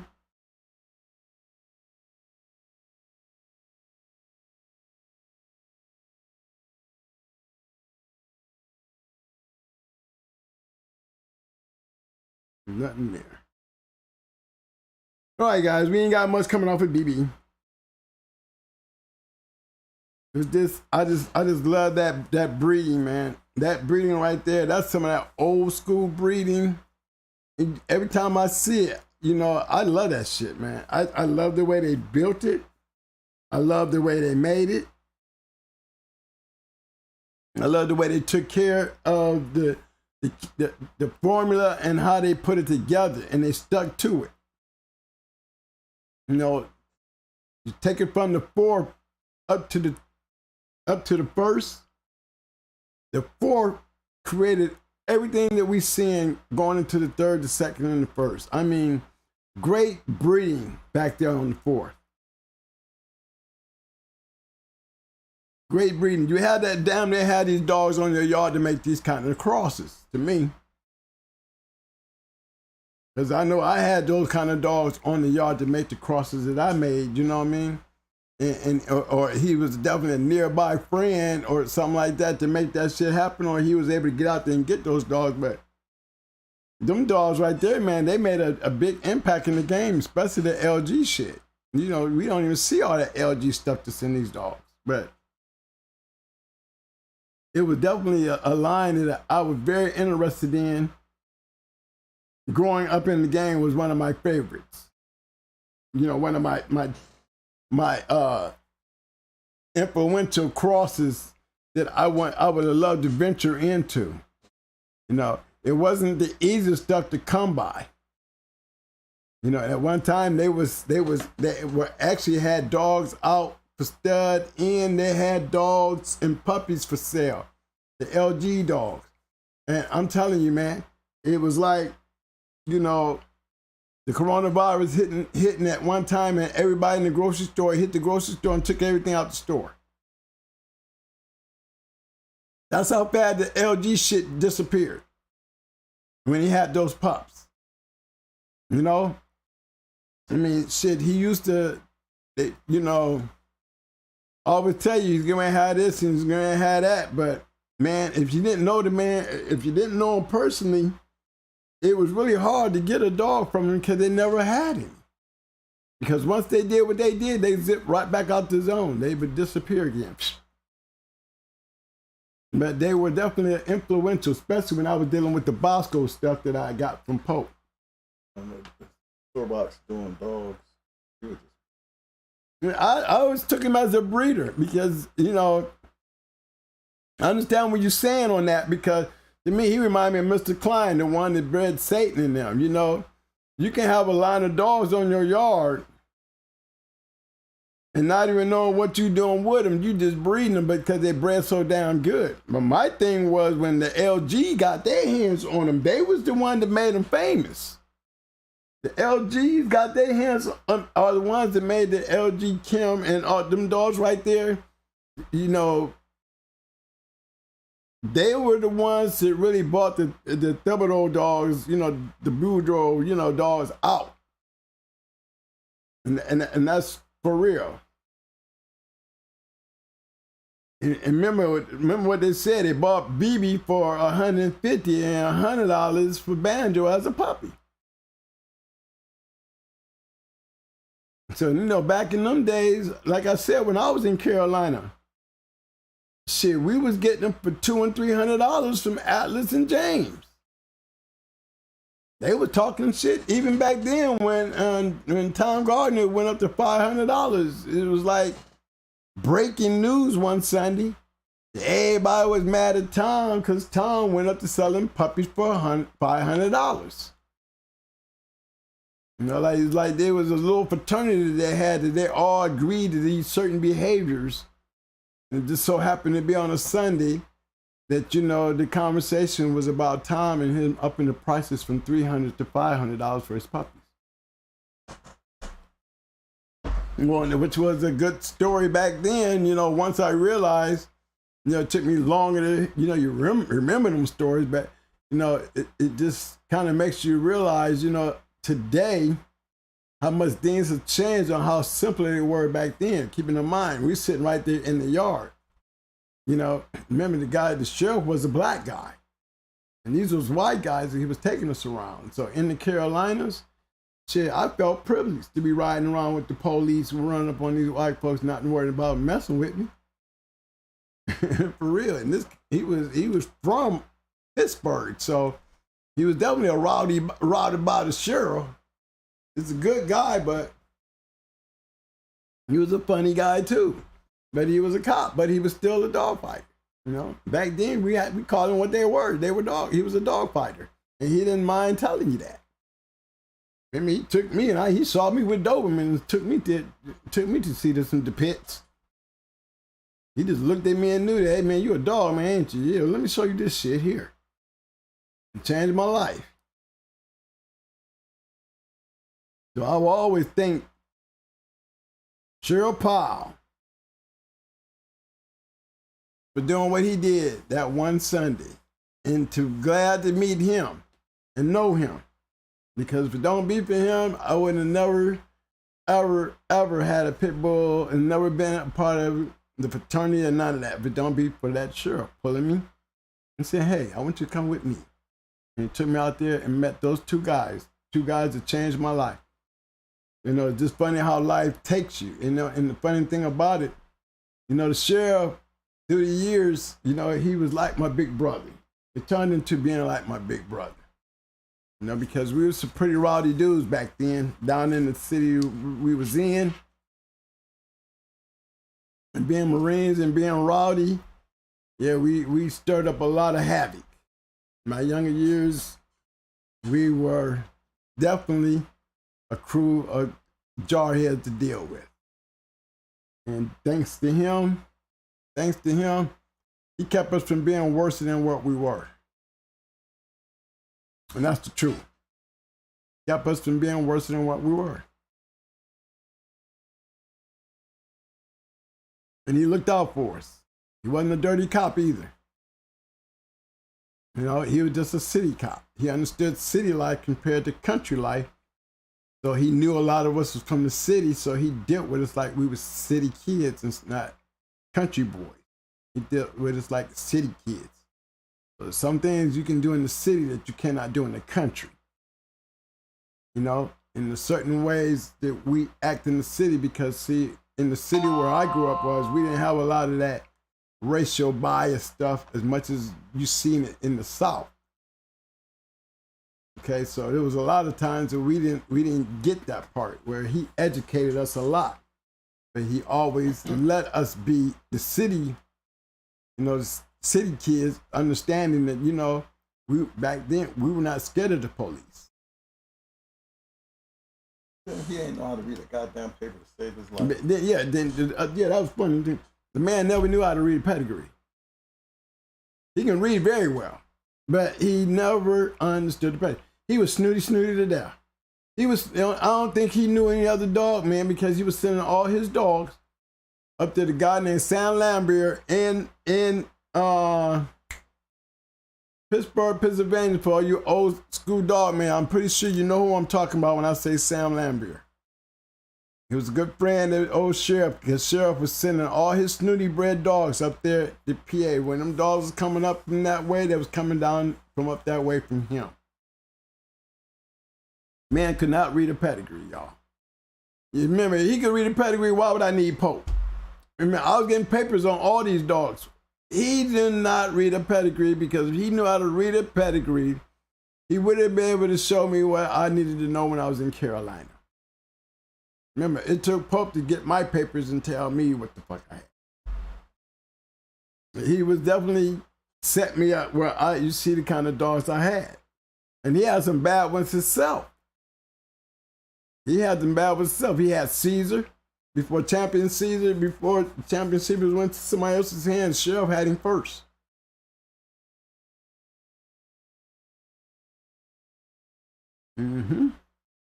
So the biggest thing about this is on those dogs was when you see the line, you see most of the dogs that we've seen off of Banjo, we can tell the line worked because of good breeding. Good breeding.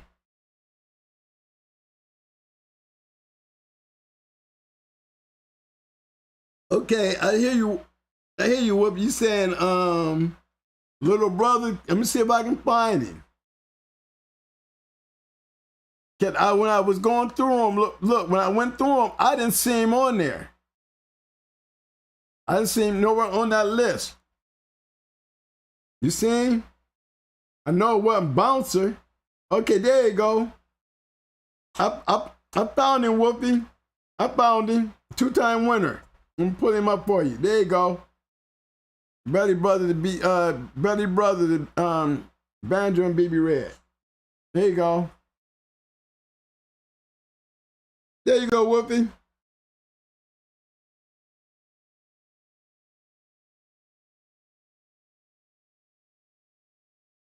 He was a 2-time winner.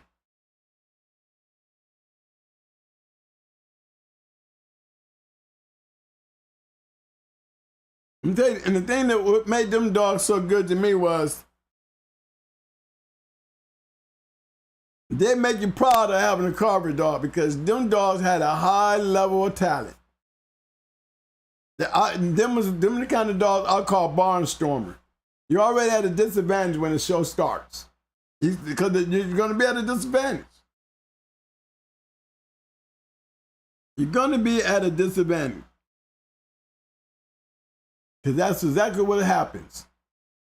These dogs gonna put you on defense. And you heard they say Banjo was a little smarter. It didn't take Banjo long to figure you out and finish you. That's one thing for sure. It did not take Banjo long to figure you out and finish you. You know, I look at judo like that was more a judo style.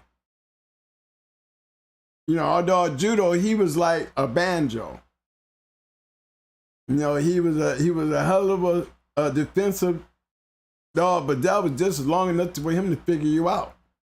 because he too would destroy you within 30 minutes. It wouldn't take him long to figure you out and finish you. Yeah, how good you was. I seen when we went to Jughead, he came off of Bronco, the RC Boys, So Boys. I think it was come off of Bronco, one of them. Yeah, he was a good dog. And it just seemed like, he figured him out and then he finished him and took him out. So I know those kind of styles. Me, I prefer more like the BB Red style. Xena was a motherfucker. Xena style. Xena was another one. She was tailor-made BB Red. Tailor-made. And her tail didn't wag like this, like the regular dog. It was something about them Banjo dogs. They tail swirled like a helicopter. Yeah, it didn't go back and forth like this. It went around like this. When she was doing her thing, it swung around in circles, not swung side to side.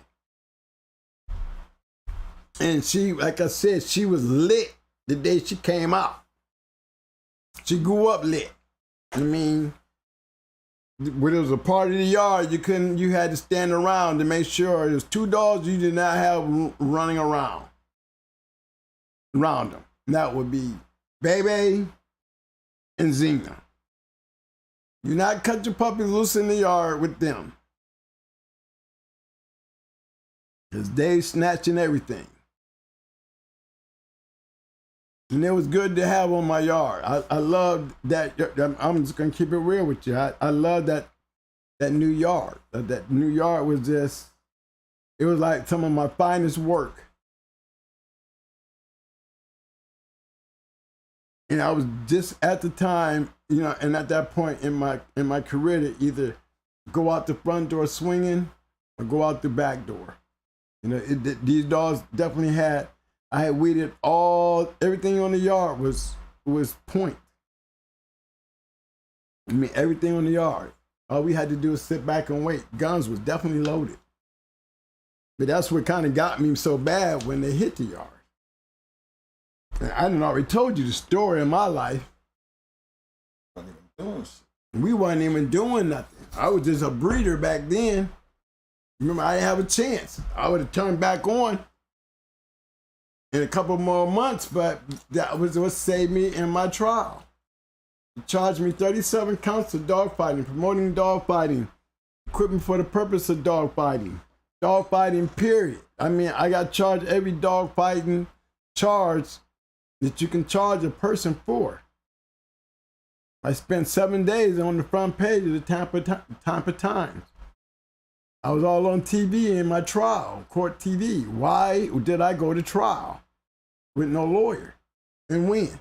Was it because I used to be a military police? No. What that got to do with it? That don't make me no damn lawyer. Like I said, I didn't even put up a defense. When the prosecutor was done, I had no defense. I gave it to the jury. Now, why do you think the jury came back not guilty? It had nothing to do with me snitching on nobody. Snitches don't work when you go to trial. I mean, you got to tell a snitch has to get on the stand and tell something on somebody. Yeah, I didn't have a snitch get on the stand telling on Twin. Understand what I'm saying, y'all? There was nobody there to testify against me. Nobody. Everybody who testified against me has something to do with the state.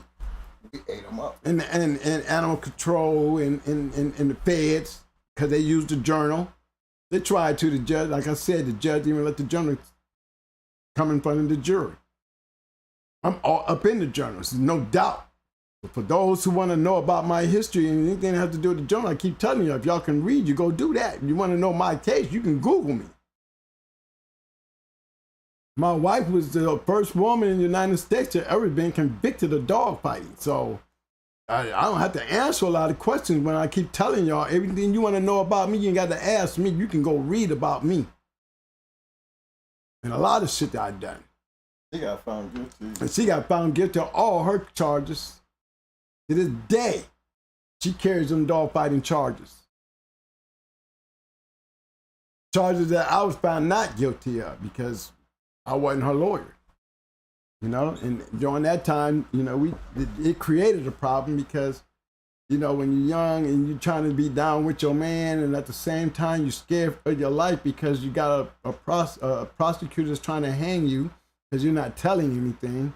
You're not, at least not enough for them to get what they wanted out of her. And then the second thing, you have a lawyer who's strictly on trying to keep an innocent girl out of going to jail for the rest of her life. And being just the fact that you with this dude, and this dude is bad news on all levels is what they were trying to make it like. So yes, I had to let her do her to protect herself. But when it came down to her being found guilty, there was no other thing that I could do. All balls to the wall. A year and a half later, I went to trial with the same prosecutor and the same judge. The only difference is I had a different jury. And I didn't have nobody get up on the stand, and nobody get up on the stand with her. I mean, it wasn't hard for nobody to get on the stand for her because the prosecutor had me on trial. He didn't have her on trial. Her whole case was against me. Caught her lawyer off guard because how you gonna defend her if you ain't defending me? All he could say was, well, she wasn't a part of that. Well, she wasn't involved in that. No, she wasn't part of that. That's all he could say. But if you had to sit there and defend me, you'd probably got her off, because when I went in there and I defended me, I didn't even have to open my mouth. All I had to do was cross-examine their case. Me alone. Cross-examine their cases, tell you they didn't have shit on me. And evidently it was the truth. I didn't have to make a plea deal. I didn't have to make no bargaining. I didn't have to tell on nobody. Didn't nobody go down with me outside my woman. Didn't nobody get raided with me. Didn't nobody come and testify against me. No secret motherfuckers in the closet signing affidavits, none of that. Because when you're a boss, you know how to handle your business, it gets done. But you haters out there, stop trying to be a hater and come pick up some juice and drink some of my piss so you can understand what it feels like to be a real G. You know what I'm saying? Y'all watch too much TV. Because in the real life, that shit ain't funny. 20 years is what I got for a plea bargain before I went to trial. 20 years. Best you want to give me 20 years, then I will go and do it on my own. Give me 20 years, but give me 20 years scratching. And it's hard to beat a hard game ass dog. And that's exactly why I only got 20 months. Well, I got 30 months. But I got 30 months for animal baiting. Where's all the dog fighting charges? Okay? You take the journal away because the journal cannot be used. You go back there and make them feel like everything they said in my wife trial was going to work because they did it in my wife trial work. But see, they didn't understand. When you're dealing with a smart person who was not saying nothing, they figured I'm just as dumb as the lawyers that my wife had. So it was a give-in. It was literally a give-in to sit there and watch them try to present that same case against me. Because I had a field day with it and I wasn't even a lawyer. Matter of fact, I had such a good field day with it, I didn't even have to put up nothing for defense. Who got them kind of balls to get up in front of a jury, put your life on the line, and then when it comes your turn to put up defense, you say, I'm good. I'm going to give y'all what the prosecutor got, and y'all going to make y'all decision based on what the prosecutor had. After what I did to him, and won. So anybody in this room that doubts and waver on me, that's because you don't know a real nigga when you see one. Especially a real, and it ain't got to be a nigga, it could be any color. It just don't happen on HBO, on TV, guys. It really does happen in real life. It's not every day that you can get a man to get up there and defend himself, let alone defend himself without a lawyer, defend himself, you know what I'm saying, without no help, just going on what you believe and what you know, and save my own ass. So if you can't respect that, regardless of what side of the fence you play on, regardless of what you do as an occupation, then you don't know what's real. And I can't help that. Because you're looking at the realest thing in my later years. I'm 61 years old. I ain't never had to tell on nobody, never had to do none of that, and I did it all. So what? I played both sides of the fence, just like a whole lot of other great dog men out here that live professional lives, whether it be a cop, FBI, undercover, whatever the hell. Don't change the fact that we want to do dogs. We did dogs. It sounds like a clown trying to beat us down because of the lives that we lived to take care of our family and the things that we did. Because you ain't going to never hear twin name pop up on no damn papers. And to even say that, I take that as a disrespect. You would make me cuss you out. Because that sounds like you would be one of the kind of people that would snitch. How you going to sit there and don't even know my case and got the nerve to speak on it? Because I put a uniform on and trained dogs make me what? Then you know what? I'm gonna keep that note because, see, you sound like a police. All that sounds like police shit because really, a real person in the street would know. If you got all your coins out there on the street for everybody to see, then the streets make that decision. And if I could live in a neighborhood with everybody knowing what the fuck I did and who I was in my own neighborhood in the city of Akron and still become a legend in my own streets, knowing who I am, then those who speak opposite of that, I'm going to take that as a disrespect. And I'm going to handle like a brother in the street handle his people that then don't understand what their place is. So you're lucky Mike handled it. You're lucky Mike handled it. Because I know too many guys that go to trial and lose their freedom. I know too many dogs have been snatched off our fucking yards and destroyed because of these people. I know what it means to be snitched on. I know what it feels like for somebody to rat out a damn show and get it raided and have to run more than once. These are all the damn avenues and the things that happen out here in this world that we play in. Now, y'all got to explain to me, where in the fuck do we have time for all this other ignorant shit when we got so much other shit that we have to concern ourselves with?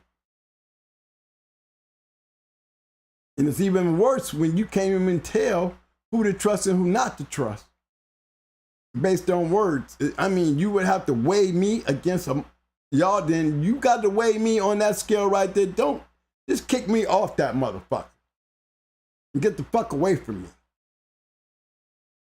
Because I can't waver. I don't waver in nothing. If you don't know what you're dealing with, then let me help you. You need to get off my bandwagon because fucking with me will get you fucked up or get you disappointed. Because we need soldiers. We need strong men. We need real players. We don't need all this goofy ass shit. And when you talk goofy, it makes me think you are goofy. And with no disrespect to the wizard. You know, which one are you? Are you the one that used to be the frog, you know, the little cartoon? Mr. Wizard! Mr. Wizard, come save me! You know, are you that Mr. Wizard?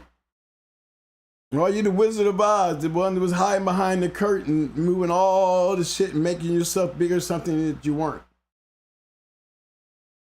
All right, Mr. Wizard? I like the guy. I like what he was trying to do, but he was doing it in the wrong way. You cannot, you know, the last thing somebody wants to do, see, you call me police. One thing about it, I don't mind being called police. If I'm a police, I would have had to be considered a dirty police. That's why I never became a police out in the streets. There's a difference between a military police and a police. The military, we don't serve and protect shit. We don't have those kind of guidelines. Why you think the government is not allowed to use the military to come police the United States streets? Because we're not those kind of police. Okay? So there's a whole different realm between a military police and a civilian police. And you do not want to deal with a military police, a person like me. But my attitude is just what you see. You already see my attitude. It is what it is. My brother was a sniper. Kind of attitude you think he's supposed to have when his job is to probably take your whole top part of your head off. Knowing you got a family, knowing there's somebody out there that loves you, you probably got a couple children, but you think you care when it comes time to him to take that shot? You think it's going to matter? Really? Check out the frame of mind. Know who you fucking with. Y'all don't know me by now, then you need to learn who you fucking with. Don't get down in the basement where there's nothing there to save your ass. Down in the basement, a whole lot of bad things happen to people that get caught up in the basement. Ain't got no business in the basement. So before you start playing around in the basement, better know what you're getting yourself into and know who you fucking with before you go. So you don't become a victim of your damn self. Know who you playing with. And that shouts out to all my fellas. You know how that go. We got to look out for each other. Understand this is all about being safe. You got to understand this is all about being, when I say safe, I mean to the utmost. Y'all really think that I just be playing when I be telling y'all about those cameras. Y'all think I be playing when I say you got to stand strong, man, and fight for your dogs right there in the front yard. Let them throw you on the ground and put you in handcuffs. Let it be all that. Just have your shit right so when they do take it upon themselves to say fuck you and do it anyway, ain't nothing there to be found. Because that's exactly what they did to me. Exactly what they did to me. And I had to fight for mine. For a whole year and a half, I had 30 years on the table and didn't nobody budge because they really thought they had me. 30 years. 30 years in prison now. For dogs.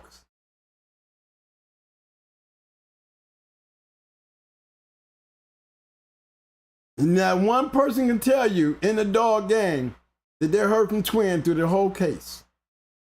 Not one person, through all the people I knew. You know why they didn't hear from me? Because it was my case.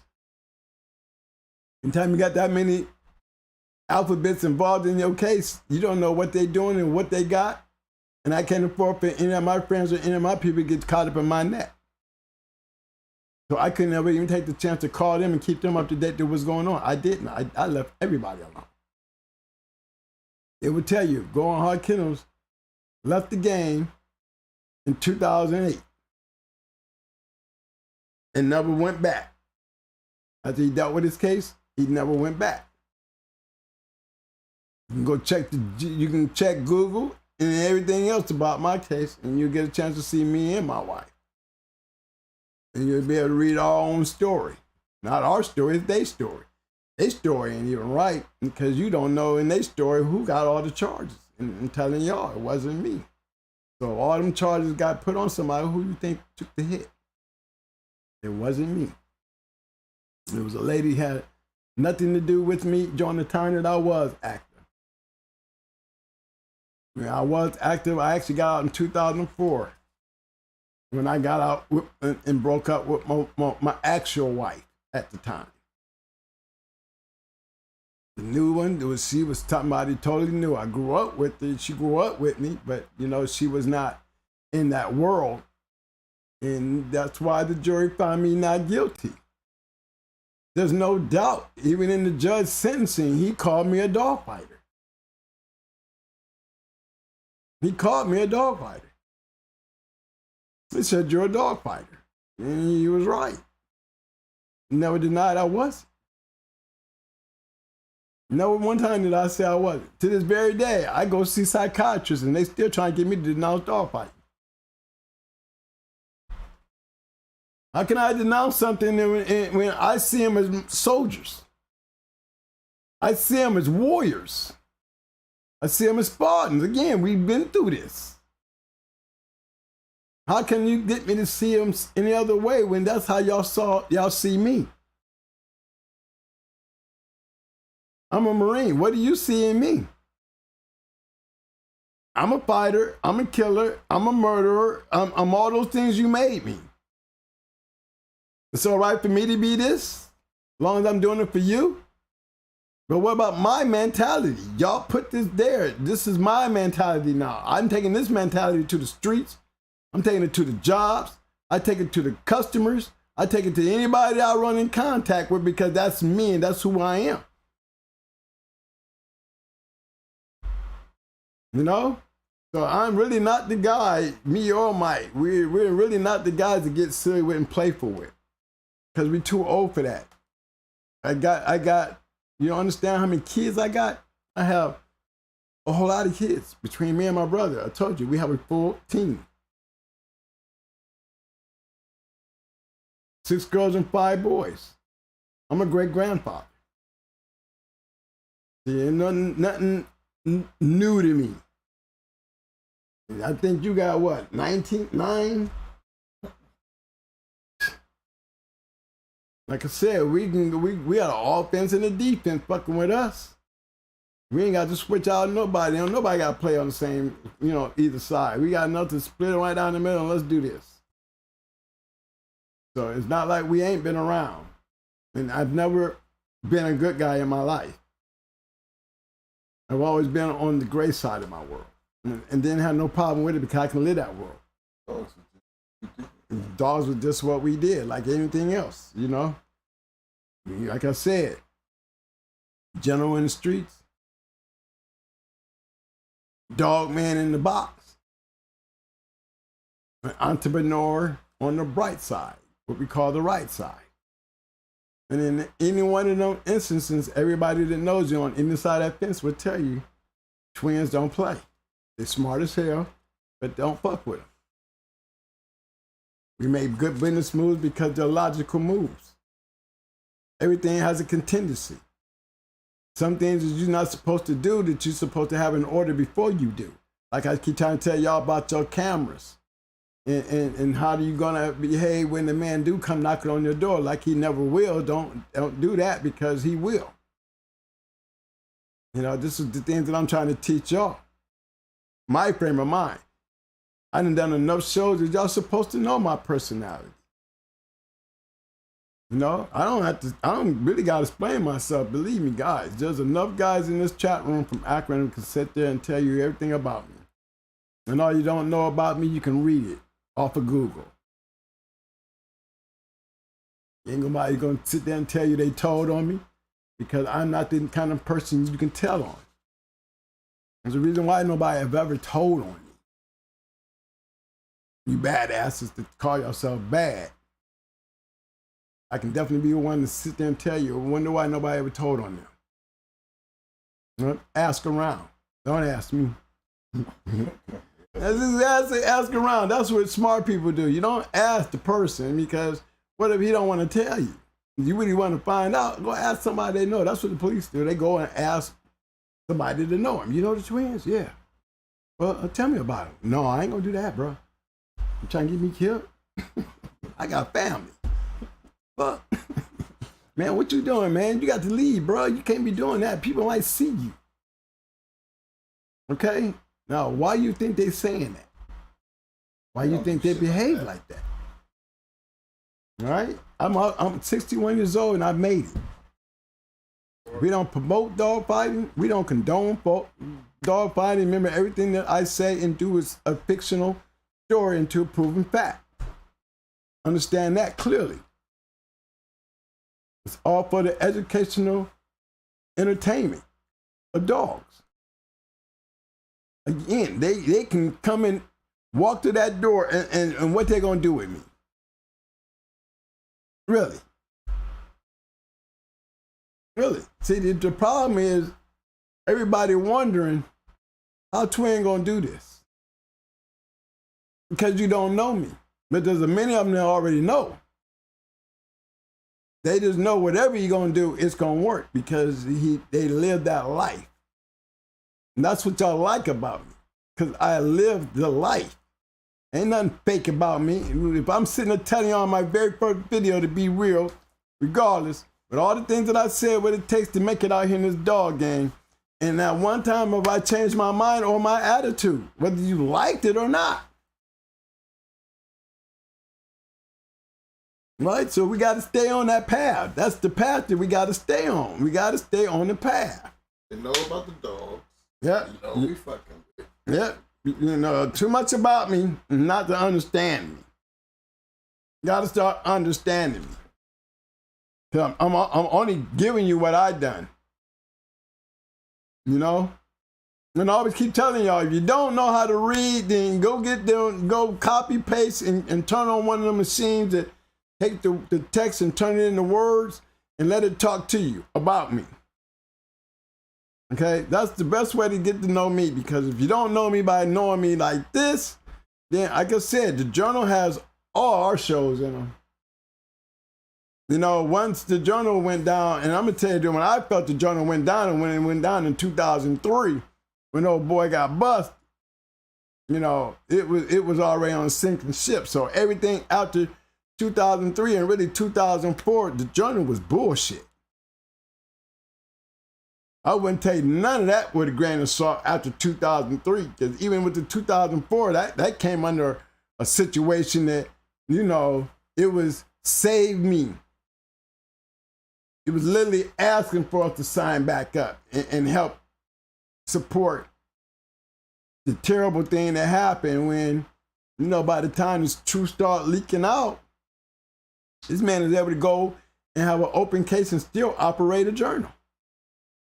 So when y'all acting like y'all scared to be out there like, you know what, that just showed me your ignorance. It's because that's what it is. You cannot be ignorant, fellas.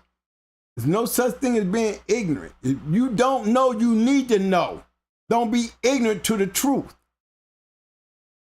Because that's exactly what it is. When you don't know, you're being ignorant to the truth. Truth right there in front of you, but you're too ignorant to see it. You know, there's proof about everything I do, and I ain't got to open my damn mouth. Like I said, you can read, you go through all the journals. Too bad you ain't got them. I would have had enough to give all y'all, because I have boxes. They have my house on their TV with boxes. They carrying boxes of journals. I had every one of them. Man, I went back to 1972 and got the very first one, and I collected every damn journal up to that. Up to when I got popped. When they took all them journals and thought they was gonna bring that shit into the court and make it sound like I was all up in the damn book, trying to make me a prime example of a Michael Vick problem and issue like that, right? And it took the simplest black kid like myself. I'm just a kid from Akron. I'm just a kid from Akron, like LeBron said. I didn't know how I got this far. All on the TV. A whole week on the front page. A whole episode about dogfighting. Come out with 30 months on some petty ass charges. From 30 years to 20 years to 30 months. Without a lawyer. And y'all still don't know who y'all fucking with. Then that's y'all ignorant. Soldiers stand up behind me. General don't have a general ain't a general without good soldiers. That's a great general. I'm trying to show you the dogs I use. I'm trying to show you the shit that I done. I'm trying to show you how I handled their asses in the court system. I'm trying to show you how you handle their ass before you have to get to the court system. I didn't give you all the part of me. Now, I'm not going into war about my past. My past is already past. You don't fuck with a man's past, because then you make me go back to where I was in my past, and y'all not gonna like my attitude, because you can't handle my attitude. You can't handle nothing about me when I start going to fuck off. No, you can't. Unless you're older than me and have done as much as me, you may have a chance. You may have a chance. But I know I'm not that guy. And I try to stay off of that level. Right? Respect the game, respect the name. If you want to be respected, then you get respected. But if you can't stand strong with me, then fall back. You can't ride with me, then get the fuck off my ship. I need everybody on my deck to work with me. You know what I'm saying? And when I say jump off the ship, I drive aircraft carriers. Because we got responsibility of a lot of people. You understand what I'm saying? So I have no problem dumping your ass 35 feet in the air off out into the ocean and leaving your ass. Okay? I have no problem. I will come out here and really come out my bag and act the kind of person I can be. No, you won't. It might sit back and let it get out of hand, and where I have to get to that point, because you're going to always see my brother jump in before I get to that. Because I have an ugly mouth. And it gets nasty sometimes. You know what I mean? It really does. So it's like we too old for all that. And then why? It's not like we into something all like, well, I mean, why we have to go through all that on something that's half of you guys don't even know where to even start at first base. A lot of you guys really don't even know how to even begin from square one. I'm trying to tell your asses and teach you. I watched so many of you guys get mixed up and crossed up and believe some of the dumbest shit. I hear some of the conversations in some of these shows, y'all, where do y'all really think y'all be sounding smart, or do y'all really be thinking y'all be really getting smart answers? You know, when everybody said, well, Twin, how do you feed? Unless your dog is starving and he's skin and bones, there's nothing wrong with the way you feed. You understand what I'm saying? Well, Twin, you know the questions. Twin, well, how much medicine? Well, y'all got videos. That video is like a book library. So use the book. Use the book. Use the book. Okay? I'm trying to bring everybody up here where we all on the same level. I don't care how new you are in this. We share this together. If somebody falling behind, if he's back there because he's a little slow, then we're going to go back there and turn around and go get his ass. We don't leave nobody behind. But if he's back there being a dumbass, then we throw his ass off, period. And just why are you back there? There's a good reason for you back there. You need our help, we'll come get you. But if you back there trying to hold us back and pull us down, then we're going to cut that rope. And I make damn sure I take that rope and take it way up in the air before I cut it to make damn sure when I let you go, I ain't got to worry about you no more. Can I get some muscles on that there, fellas? Can I get some thumbs up? Thumbs up. We can handle things because I handle BB and BB and Banjo today. You know what I mean? Those are two killers. Those are two legendary killers. First brothers. I mean, really, I mean, I've seen brother sister litters now because you got Jeep, Holly, and Missy, and all them. Yeah, I would have to say they really are the first grand champion brother and sister, though. They are. BB and JoJo, BB and Banjo were really the first grand champion littermates. I don't remember none other than them. Grand champion. I didn't say grand champion. I said two littermate grand champions. Now, somebody knows different. Let me stand corrected, but I'll wait to be standing corrected. I said the first. Thank you for the muscles, fellas. I need that. I got to make sure I got my troops still in order. My peoples, we all in this.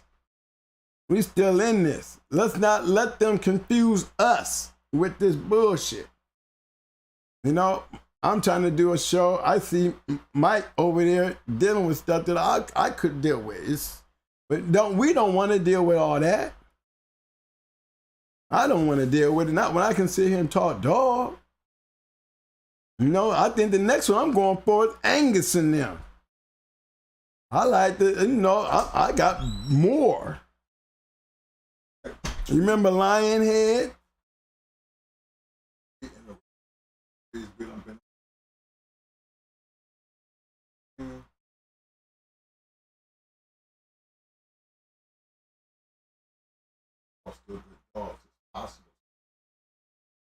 Well, it's really not possible as much as you wanted to be today because a lot of it didn't died off, but there's trails of it. It's like they go. It's like the what they call it, the Holy Grail.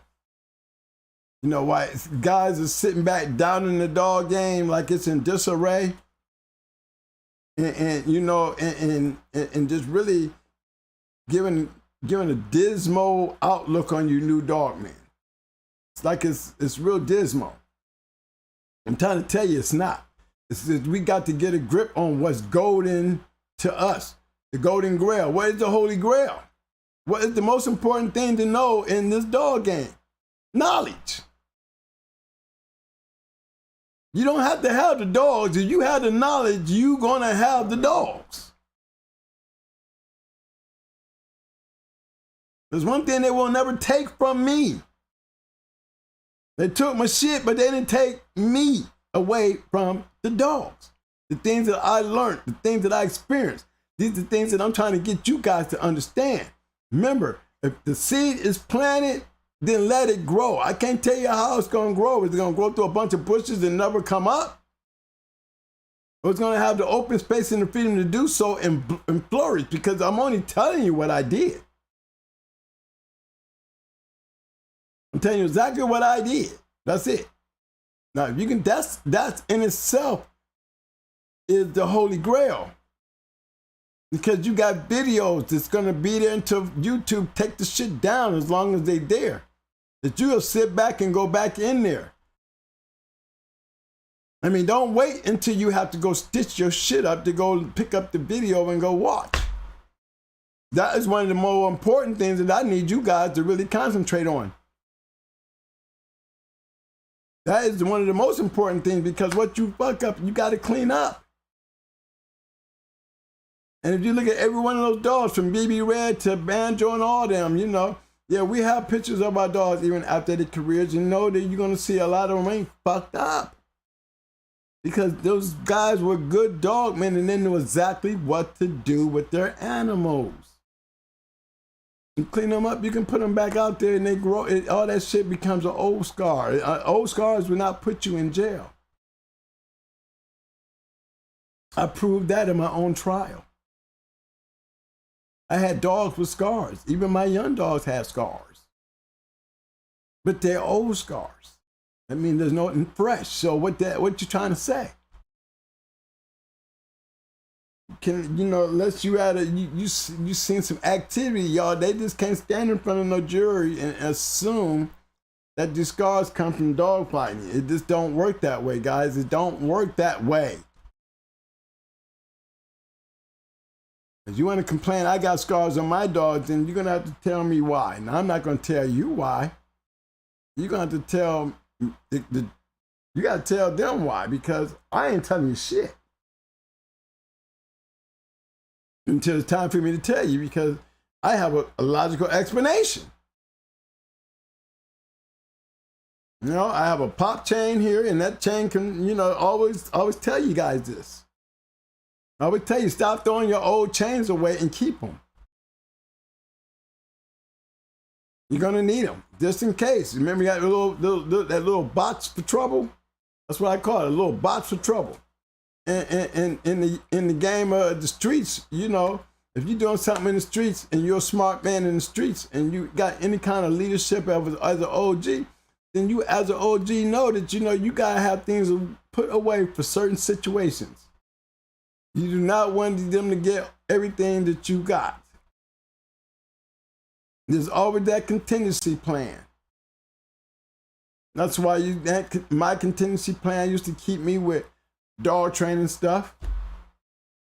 It's the fact that I train dogs.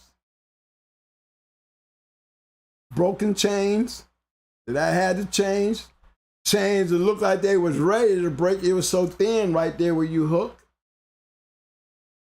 Snap things on collars. I used to keep all that shit in a box, fellas. For that one reason.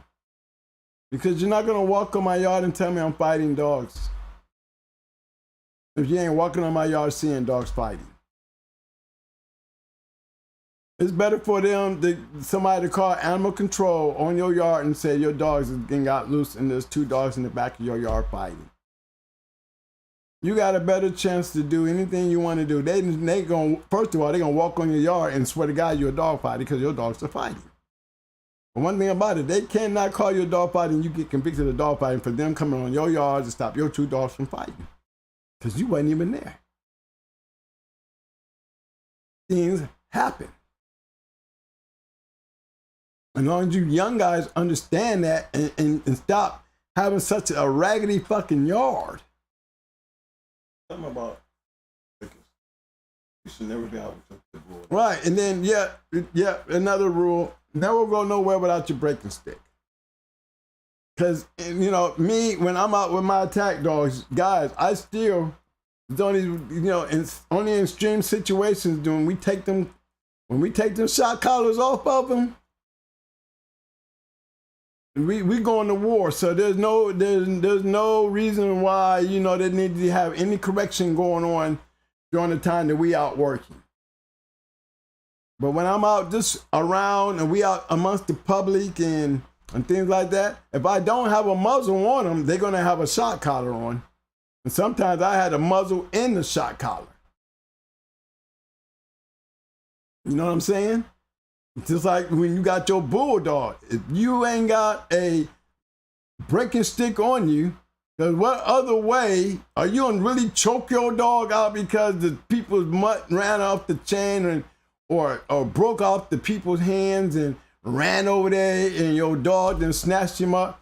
You know what a bulldog feel like, man, when he's got one under submission and he locked in and you trying to pull him out of there? You ain't making him nothing but giving him more drive to get in there and kill that son bitch.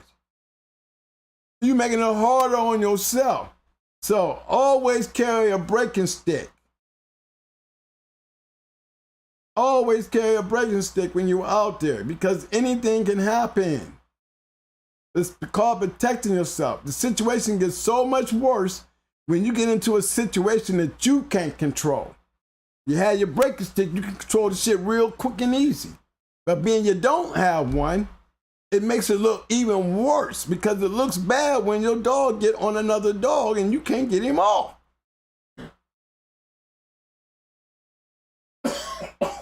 And we see that all the time. We need to, you know, carry your breaking sticks, get your cameras. They're gonna save your life one day. And because we're dealing in a world right now that the war is on. They're after your ass. They're getting rated at these matches, and again, they call them they're shows. You know what I mean? These guys are getting jammed up, and when you got that many people, it's like this. Where do we say this all the time? You can have the baddest dogs in the world. There's nothing wrong with losing a few. It's the ones that act like they ain't never lost is the ones you need to start questioning. You know what I mean? It's even worse when the ones that's asking the questions start getting questioned. You know what I'm saying? Because then, you know, it's like some guys that we used to be in the street and they would ask the question and the guy would say, well, who are you? Who's the person asking? Well, I just was asking because I want to know. Well, now we want to know who asking. Who are you? That should tell you a lot. You know, you're giving too much freedom to the people asking questions. This is not an ask question thing here, y'all. You need to stop asking questions.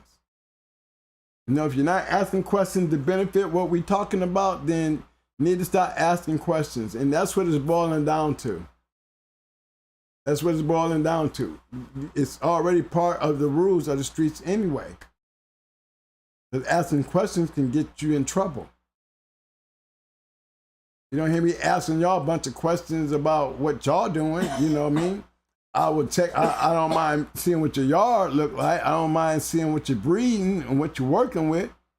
But outside of that, you know, there's no other question I need to be asking you. You know, even with me, with all the knowledge I have, there's only a guideline that I can go through and I'm asking questions where it comes to a point. I mean, you really need to get out of the game if you can't tell. You don't have a contingency plan on how you handle yourself when dealing with you in your yard. A lot of guys don't talk shit about you in your yard. In the basement, you just make sure that they're worth talking about. You know, you believe in your dogs and don't have to argue and just tell them go get a dog. And if they ain't got one, then they need to really shut up, though. There's nothing wrong with saying that. And then when they start talking, be, oh, yeah, nobody talking. Because that's when it comes to me, that's what I get until somebody gives me something different.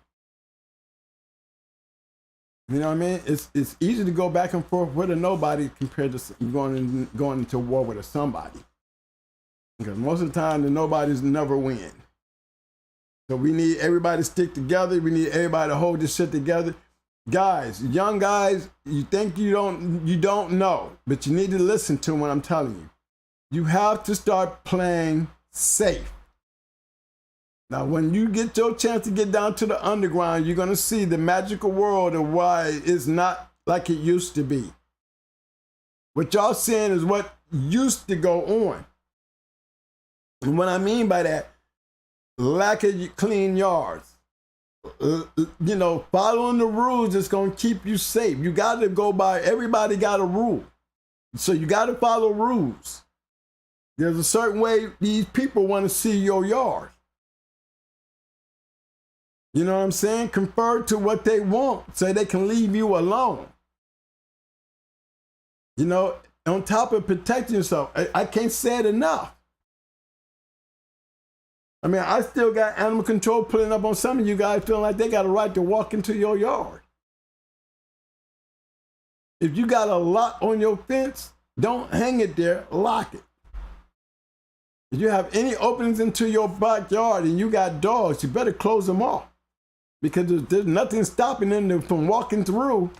They'll walk right through there because there's nothing there stopping them. They'll walk right down the side of your house, all on your property, because they didn't have a fence to stop them and feel like they done something they can do and get away with. And without that fence or that closure there, hey, they took an effort to invade your space, to walk through it like them walking up on your porch and walking in your house. This is the kind of situation and position you have to put them in. The same situation in them walking in your house is the same situation in them walking in your yard. You have a door on your house. You need to put a door on your yard. One way or the other. The only way to protect yourself. And if you're going to have yourself open space where anybody can see or anybody can fall up in there at any time, then you have to go to the precautions, guys, of having that yard in an order that if it does happen, there's nothing there. Okay? Not wanting to be so quick to be in the game to go see something, you know, and get back into the game to be something. Fuck all that seeing something, because that ain't nothing. Them the ones that's telling on us. Being something. Being something is all it's about. Being something to your yard, being something to your dogs. You know, it's all about honor anyway. When a man go out there and do the things that he do for that yard and he put his name on the line with the yard that he's using, that deserves a amount of respect that you cannot deny. When I say that for all old and young dog, man, you guys deserve the respect. And we should all be willing to jump on a person and game tackle his ass like he got a bomb when they open up their mouth and say bomb for shit.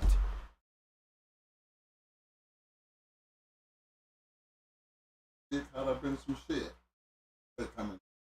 Oh, definitely. If you ever get caught up in a raid, you better clean your yard. Bottom line, if you ever get caught up in any type of a raid where they rolled up on a roll or they rolled up on some type of thing you were doing, and you just so happen to get caught up on it, you're going to get a bond because it's really not a major bond unless you got caught in a bad compromising position. You're going to get out. But when you get out, you best believe you better move everything that you got at your address and anything anywhere else. You have to just sit home and make it look like you ain't got nowhere else to go but where you at. I wouldn't give a damn if you had another spot. You better not touch none of them spots. Don't even go near them. See, that's the part that's the flaws in what's going on.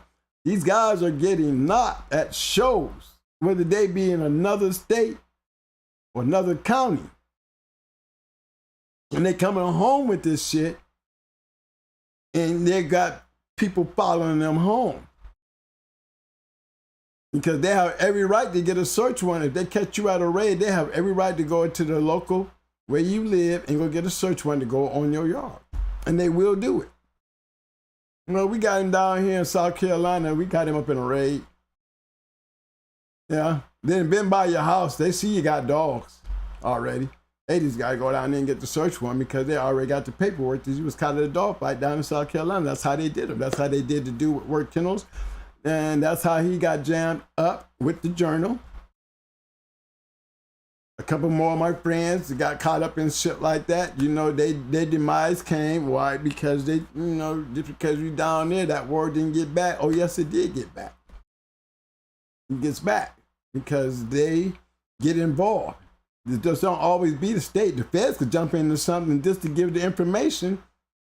You get your ass lit up.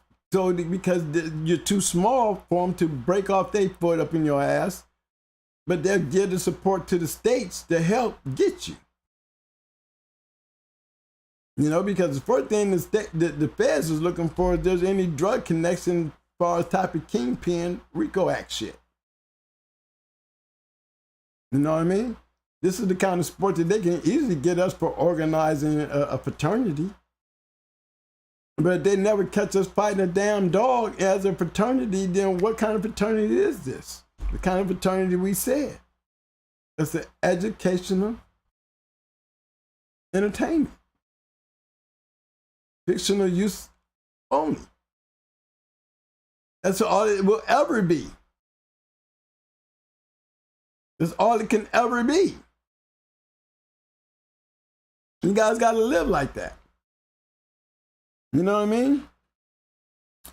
Take the pressure off of us and put it on the people who's causing the pressure. You know, because they don't listen. And if they don't listen, that means they don't want to hear you. So why do we want to hear them? Now, if you got a person that asks 3 questions, then they're not listening to you. And they're busy asking questions rather than to listen. So you need to stop answering those questions and start saying, stop asking questions. Or start asking some of your own. Who are you? What is your spot in this? Why do you need to know? Well, why do you want to know? Why should I even tell you? You know, go hit them with all the whys. And then you get a better, different conversation. Yes, sir, Dredd. That's basically it. They don't even care about the dogs. The only time they care about the dogs is when they be raiding these matches and you got down there $250,000 up in a match. Come on, y'all. When you already know that if they can raid everybody there, you know if they can catch y'all, you're gonna be emptying your pockets. They're gonna be all up in your cars. So they just tell you what the end tally was when they get done collecting dogs and collecting money and collecting drugs and guns. So they put it out there in the public like, you know, this is some big time mob shit. That's how it go. And they got all the time in the world because they get up in the morning doing that that's their job. And you know, every day that we get up and feed our dogs and take care of dogs, we got a job too. And it's the type of job that we have that you guys don't take serious enough. Y'all still arguing about bloodlines. Y'all still arguing about who is the best. Y'all still arguing about, you know, getting ripped off and not getting good pups and papers being messed up. But nowhere in there do I hear enough about y'all behavior as far as staying safe. We don't talk about that enough. We don't do enough of that. As a fraternity, we don't do enough of that. And we see it more and more all the time on TV now. You know, it's bad when Michigan can call me and ask me about what happened down here in Florida. What's going on down there in Florida? You know, like you say, guys travel. You know, and when you do travel, you know, the worst thing you can have in your car is an injured animal. But the best thing you can have in your car is an injured animal with a broken chain. That's how we used to ride. We had broken chains. We got a array of shit. We had broken chains. We had them kind of collars that, you know how you had the snap-on buckle right there? Shoot, man. If we didn't have one that was broke, we tied to a damn tow train and hook it to a tree and pop that mug just to have one to keep on hand. Because if I'm carrying an injured dog, I can always be caught on the highway saying, look, I'm bringing my dog back. I had him on my friend's yard. He got off the chain. Here's the chain. And, he got fucked up. Now, they might take him, but I'm going to go get him back. But there's not going to be no reason for you to take him. I have a good explanation. Now, they catch you and you got, a bunch of damn money and a bunch of damn drugs and a bunch of damn guns in the car. Don't look to get your dog back. Give a damn what story you done told them. Because you're not going to get the dog back. Because you just fit the profile of what they're out there stopping cars for anyway. So I always say, man, you always get a smart man to drive your dog home if you need to get home. If you've been late and you're tired, then you don't need to be driving your dog home. You need to go get your room and get rested up, you and your dog, and take that trail home when you feel that you can be safe with your dog being safe. And then remember, carry the materials and the things that are necessary at all times, just in case you do get stopped. Not saying that you will, but always be prepared in case you do. So, we spend more time, like I said, on these podcasts, wasting time than getting in time. Sometimes we need to get away from the dogs and deal with you. Y'all need to be dealt with because y'all really need to take it more serious to get it done. Guys still looking for dogs out here to get. Clean your picture yard up and prepare your yard for those dogs, and then let's go forward from there. Go forward from there. I'm in 100 against with every single guy in here. Because I would love to find me some Banjo stuff. I got a nephew out here. He's sitting real nice with some nice ass dog, and I'm proud of him. But you're not gonna be me overnight. He grew up with me. But just because you're my nephew is not gonna make you me until you do what I did. That does not give you an automatic pass. It doesn't give you an automatic pass. It gives you an advantage because you're going to know all the secrets that everybody else wants to know. And that's if you deserve to know. One thing he got right. He got some bad motherfuckers. One thing for damn sure. He got he got that part right. He know what a bad motherfucker look like. That he do. And then he got the right people. He got the right people. And you already know if they got anything to do with me, then he's got the right people. And they got a lot to do with me because he's got the right dogs. The dogs he's got, is no doubt that he's dealing with the right people. You know what I mean? So fellas,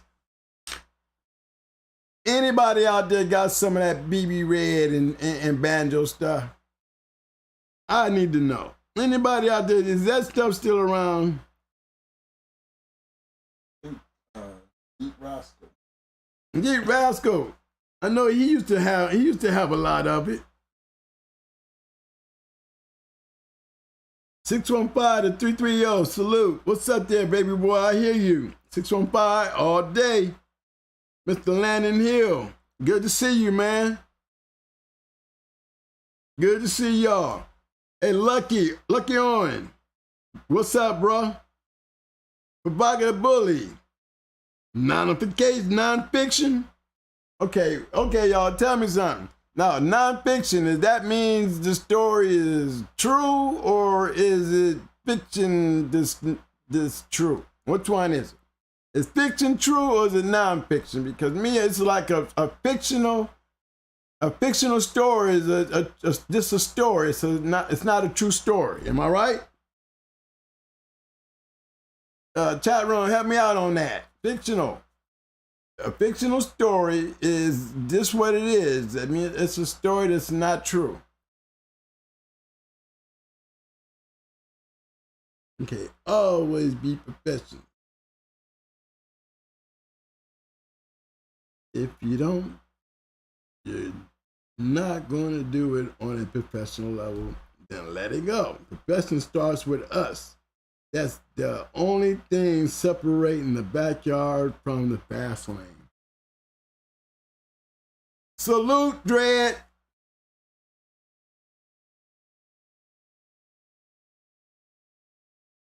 You're damn strippy, baby. You're damn strippy. That's right, Dread. You're saying 1,000 words right there, bro. And if everybody's getting in and out of coordinates, you know, we can't get them in. Our elbows. We elbow to elbow. You know, you elbow to elbow, when it come down to getting to gladiator time, you hook them elbows and you create that chain. And they can run up in there with a damn truck. You give me enough chains and enough bodies, we'll stop a damn truck. Sound crazy it may sound, but I'm trying to tell you, boy, that hook right there, that hook a motherfucker, man. That hook a motherfucker. Non-fictional means very true. That's what I thought. Thank you, sir. Frederick. That's what I always say. That's why I'm always saying fictional. The reason why I'm always saying fictional because I've said it this way forever and a day. I've always said all my stories and everything that we talk about, it's just like that little Dungeons and Dragons little thing that we, you know, everybody put on their little costumes and go out there in the park and they take their little, you know, swords and their shields and they be out there in the park, a whole bunch of them out there acting like they you know, the Spartans. See, that's a fictional event. It's an event, but it's really not real, even though they fighting.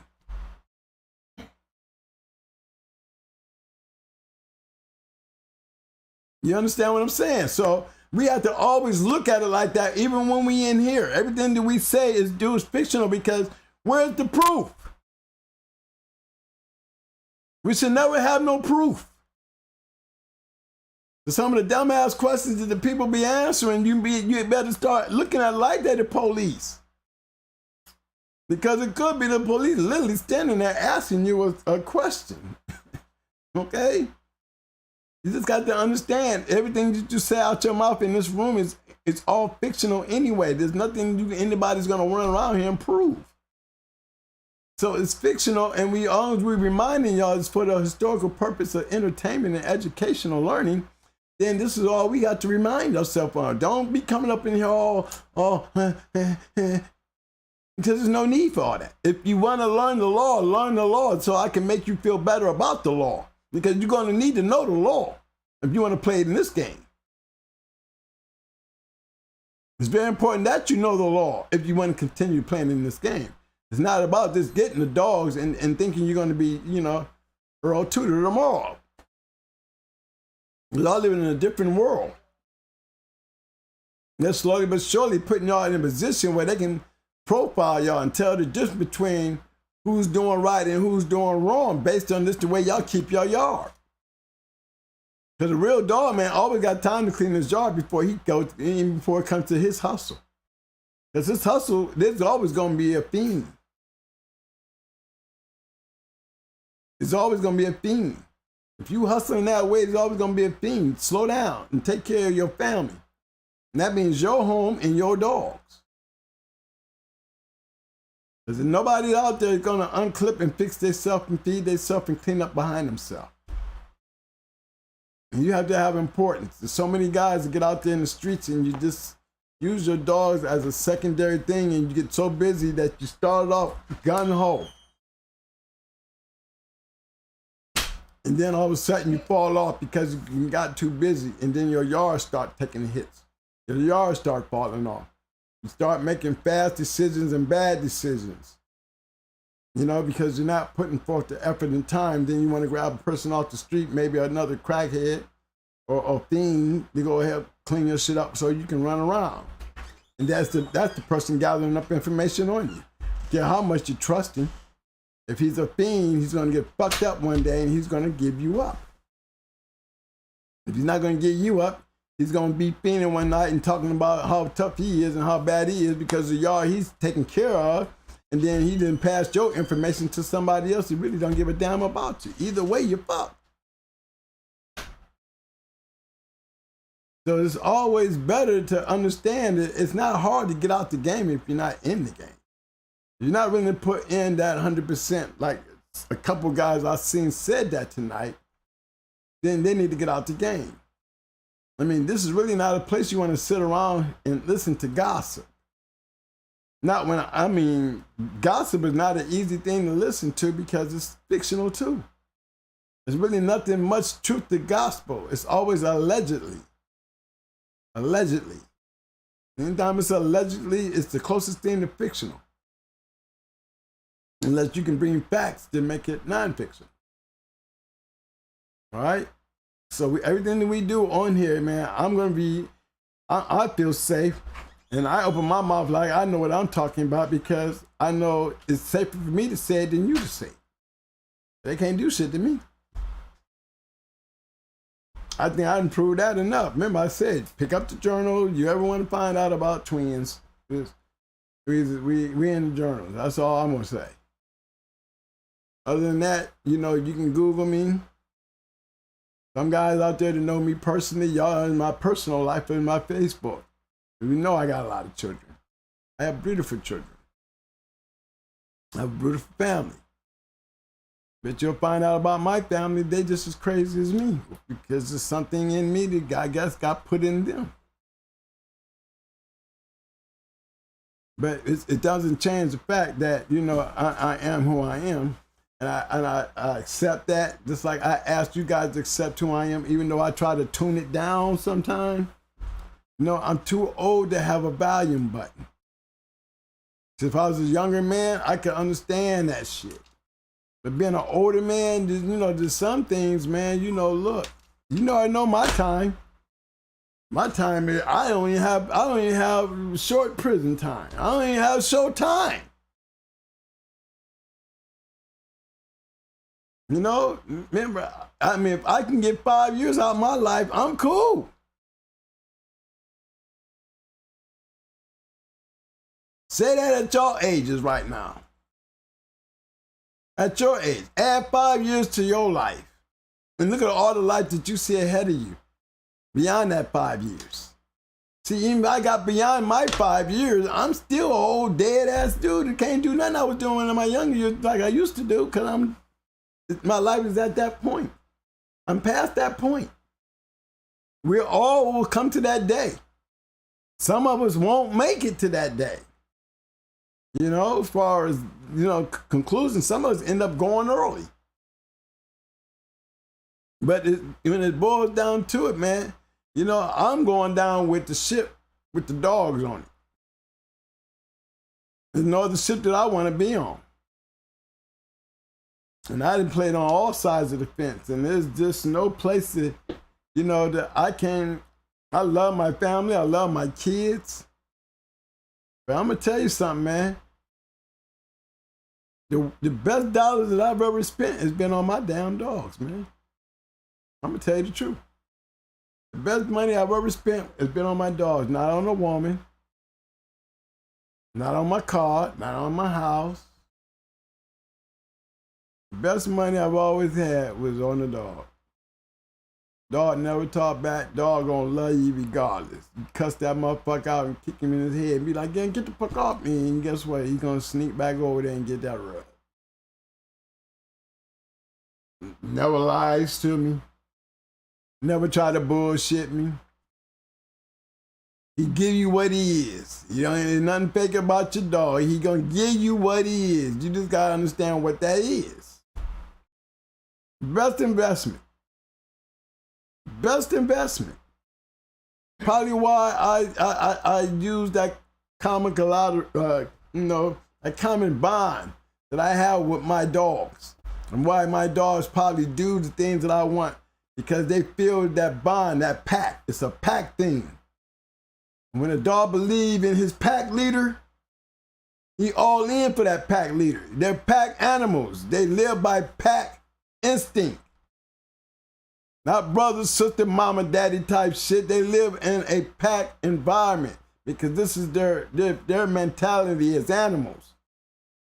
So when you walk down there and strut through your yard like you the leader of your pack, then what good leader abuses his troop and expect them to go out there and fight and win?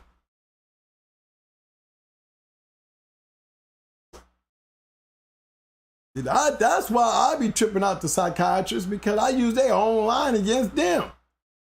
Why they trying to figure me out? I am who I am. For anybody that's ever served in the service, respect that and understand that. I salute you.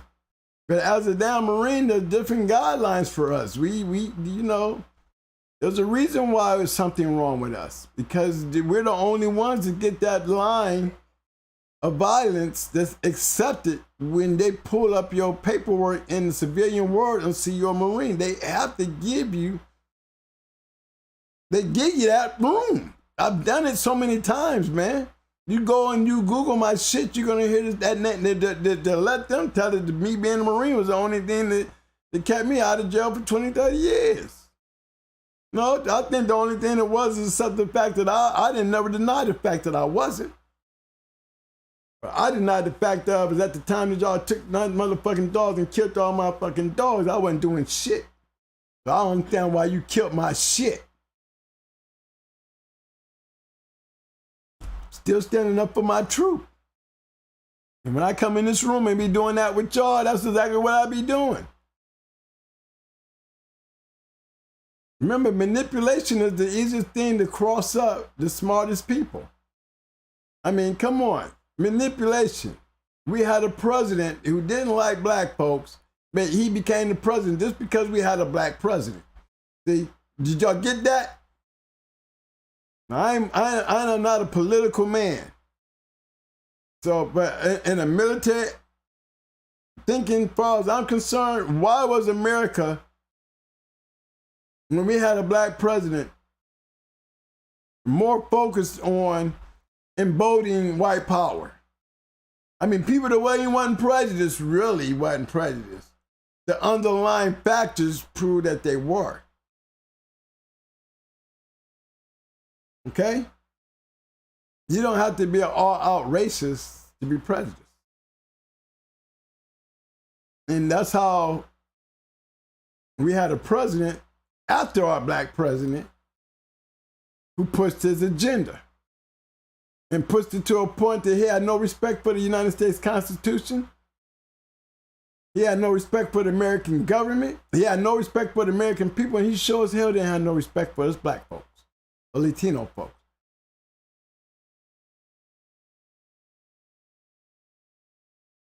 And this is how y'all should be dealing with the dogs. Understanding exactly this is what it is against us. They have made it the same thing. It's all about us. You know, criminal environment, profile. When you don't clean up your yard or take care of your dogs, and you see these dogs being brought out all scarred up and skinny and matted up faces, it makes everybody who's working hard to keep their yard straight already at a disadvantage, because in the eyes of everybody else, if you ever went on one of them dog raid incidences on the news and go read the comments, when you go on my case, go read the comments. You're going to catch the case when they first arrested me and everything. Go read the comments. They wanted to tar and feather me. They wanted to tie me to a pole and cut a bunch of pit bulls loose and eat me at the stake. Fight me at the stake, tied up. You hear all this bullshit. You hear all those things.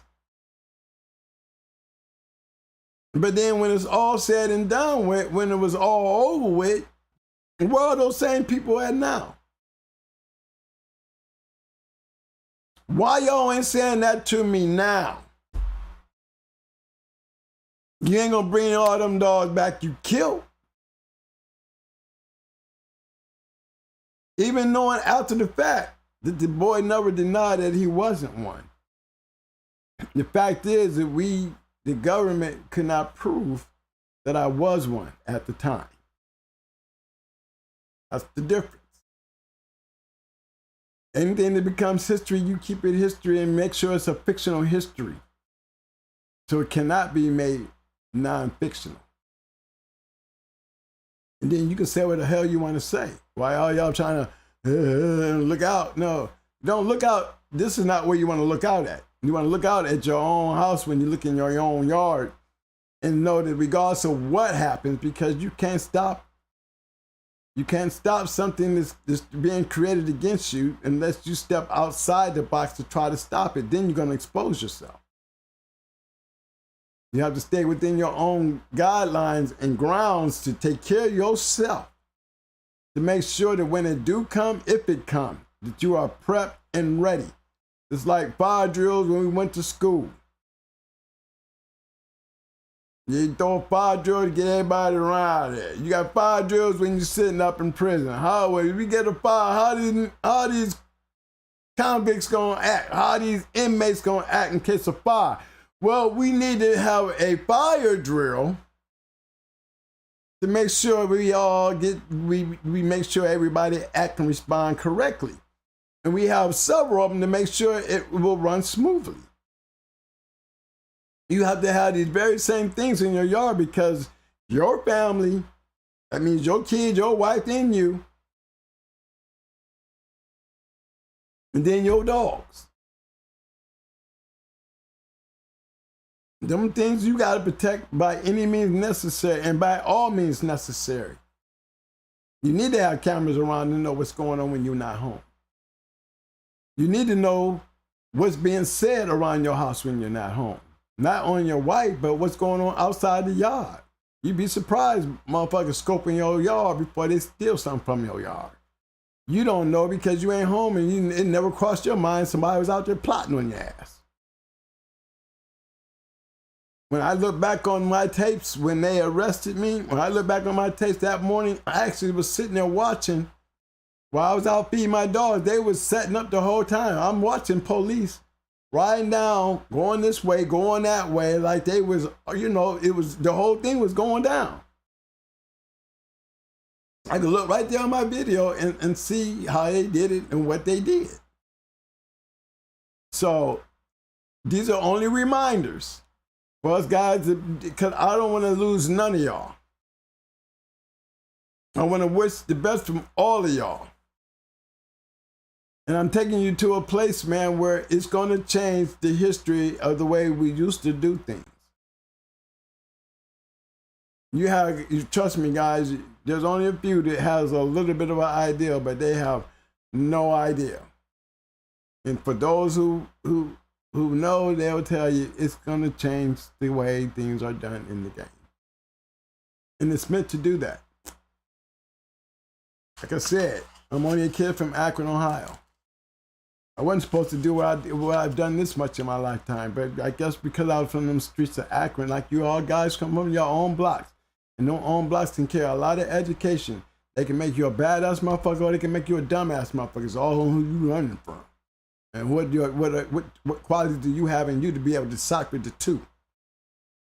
Right. The kind of guys that I need is the guys that know how to decipher between the two. You got to trust somebody, and if you're going to trust somebody, trust the leader. Because if you can see that the leader's got your back and he's taking responsibility to making sure you stay safe, then you have to take that ride with him. If you try to take it alone, then you're on your own. And you expect the things that happen because you're on your own. But this fraternity, we need to stick together and ride it to the bus wheels fall off. And I can't wait to see somebody with a champion. I swear to God, I sure can't.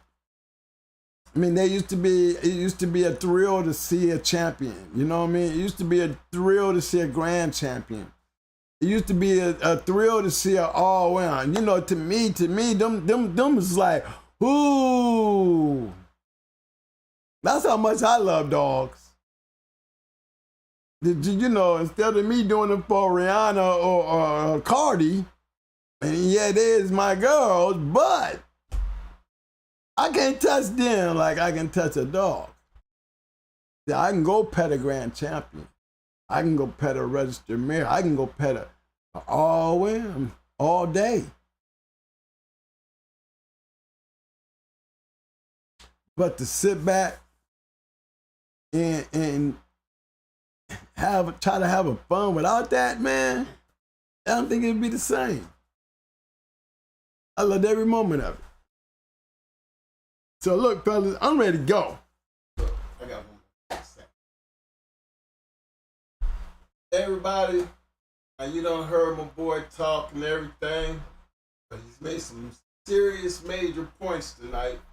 I'm gonna get us back on. Now y'all know I don't usually talk dog, but one thing I'm pretty sure y'all have seen. All the dogs that we have talked about, from the Maydays to the Yellows to the Red Boy to the Jocko, have y'all noticed what we actually had at Going Hard Kennels? If we could actually go in there and pull up those dogs. My thing to you guys is, the man knew what he was doing when he was doing it. And you can best believe we was doing it. And where a lot of you guys wish you could do it, we did it. I was there. Firsthand. From down to the people to the dogs. I seen it all for myself. And I want y'all to be just as shocked as I am when I can sit here and see these dogs that y'all wish y'all could have, and y'all sit here and watch him pull up our dogs that we had. Mm-hmm. That's big. And he wants y'all to have the same thing we had. Success. Gotta love these dogs, man. You gotta love what you're doing with these dogs, man. And for all my people, you know how I do it. Thumbs up, thumbs up, thumbs up. Mm-hmm. Missiles.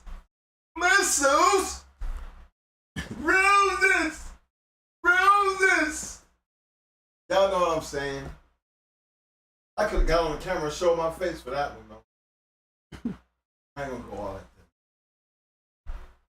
that. Hey, fellas. Again, fellas, when we come to the room, you know we're going to always have these other people.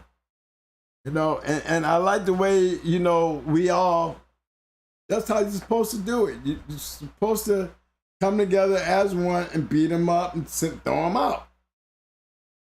You know, I just think it should happen a lot quicker. You know, he still didn't kick him out.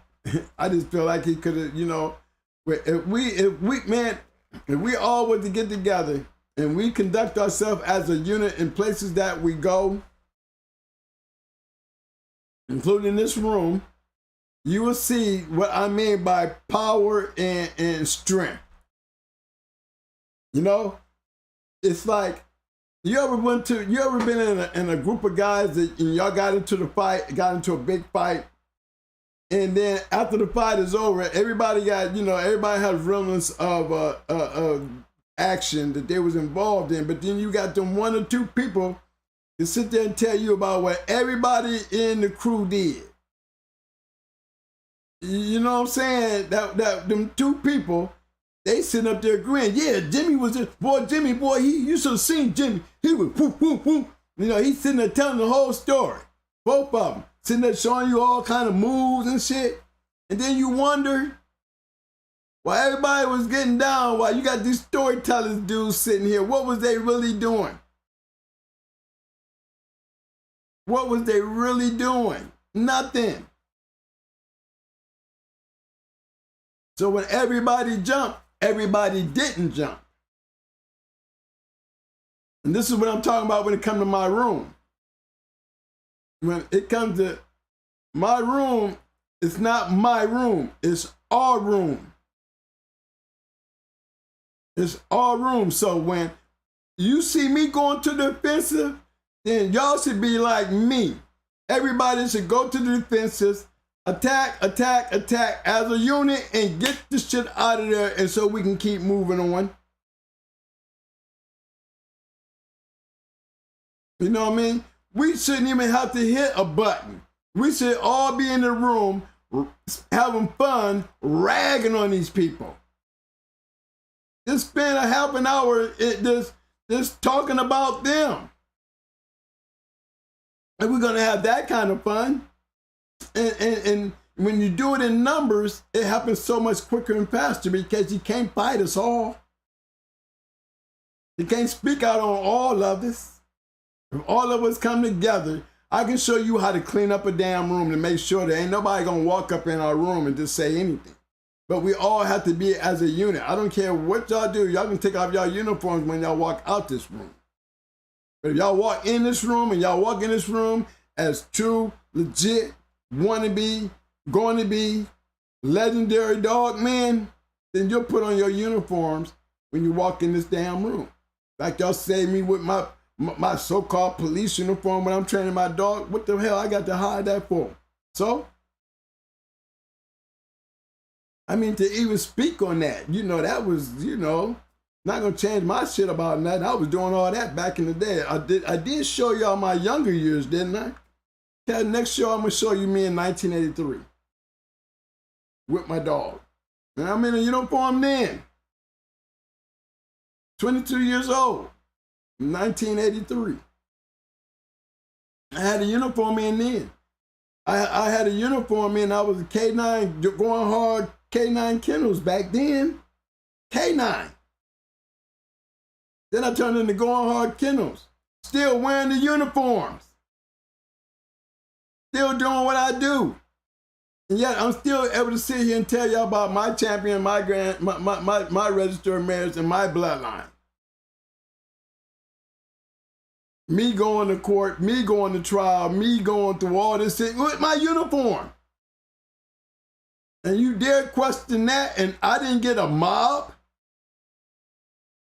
I didn't get a mob. We're supposed to mob these guys, bruh.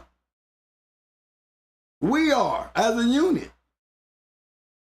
That's why we be slow on the kick out, because we want to see how our unit respond. Let me tell you something, man. In the Marines, if there was a grenade to come flying into the room, okay? And here's a good question. No Marine answer, please, because you already know I know y'all answer. If I'm in a room with a bunch of guys and a grenade come flying in the room, what do you think the average Marine is going to do? Somebody answer that. P-Dog, don't you say nothing. We got a room full of guys. A grenade comes flying in the room. What do you think these room of Marines would do? Would they run out of the room? What action do you think they're going to take to handle and deal with that grenade? Somebody give me a thought. Somebody give me an answer.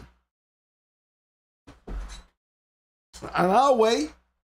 Because I know it's got to catch up. But it'd be real interesting to know, because and most of you guys know what they're going to do. I've seen it in action.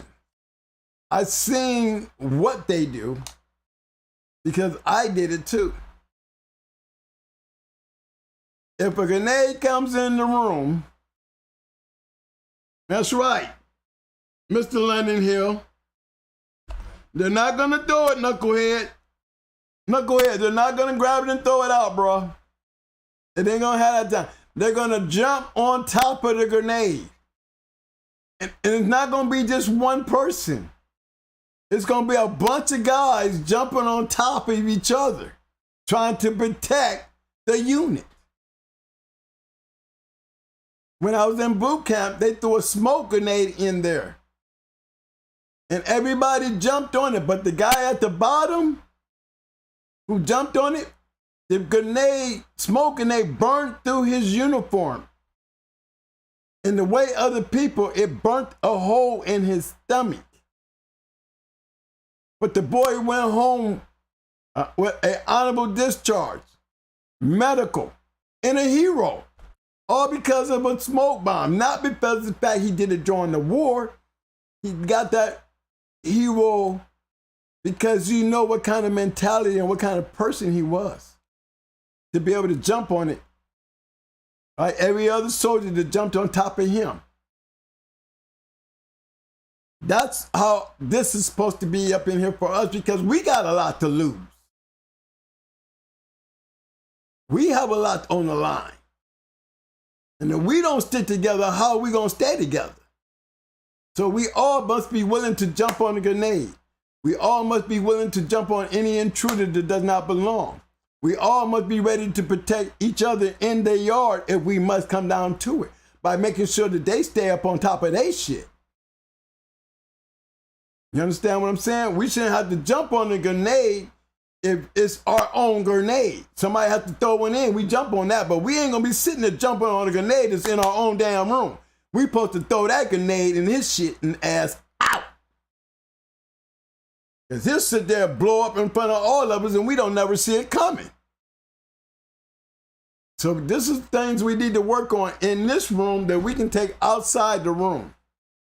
Okay?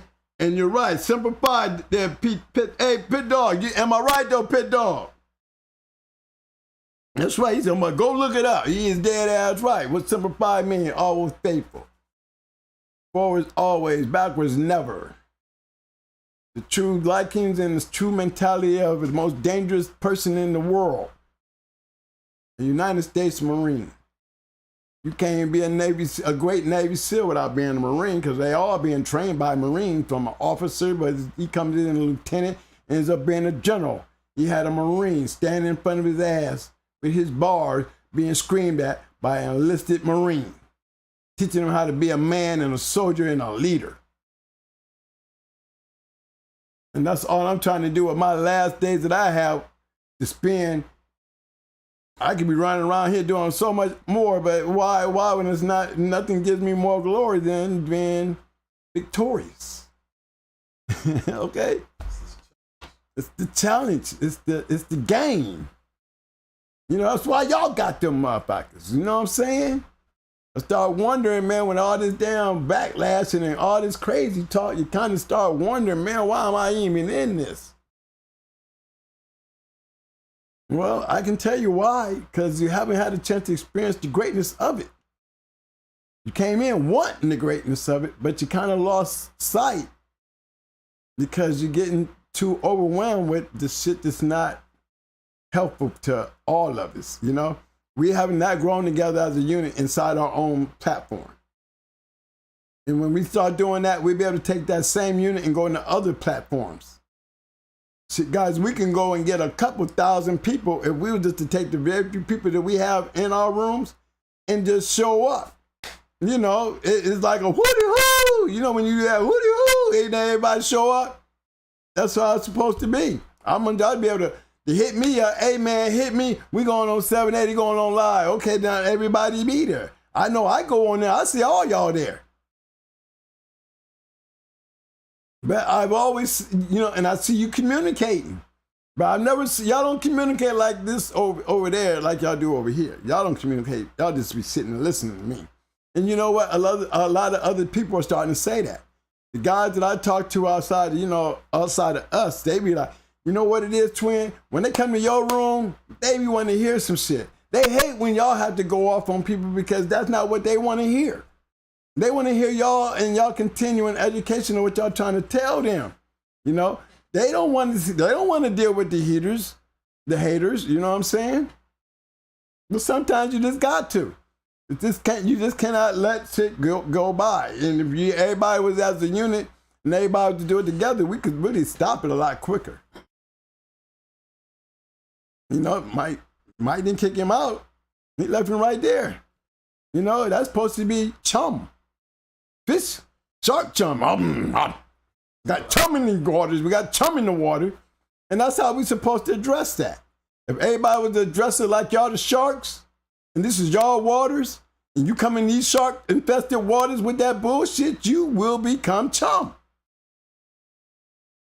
You know, we got a little bit more practice with that, but you know, everybody to each their own, but then you gotta stand up for something.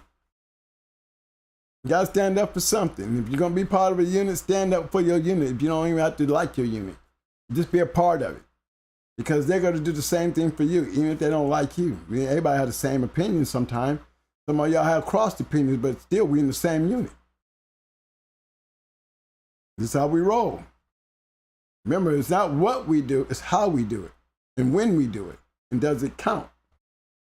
In this room, going hard, reloaded. Guys, I'm just giving you the history of the twins. And with that history, I want y'all to be able to take that history, you know, man, and hope one day, you know, the day come, man, where, you know, that I get a chance to see history being made. I would love to see that shit. I'd love to know that, 20 years after I'm gone, y'all gonna be talking about me like y'all talk about Earl Tudor and all them guys in the 1930s. And Maurice Carver and all those guys and Mr. Wallace. You know, you got all the greats, man. No, I don't want to be on that list with them, but I want to be part of that history with them. You know, that history where I did something that had an impact in the game. Well, I got an impact maker right there in my back pocket, y'all, and it's called the basement. And sooner or later, those who can make it to the basement will become part of that history. All we need to do is start putting in them champions and grand champions and all whims, and you'll see it take off and grow. It's going to be a whole new way of doing things. And, you know, you'll see that there's definitely a difference. You just got to get there to be there to see it. And with that note, we're going to start closing it down for the night.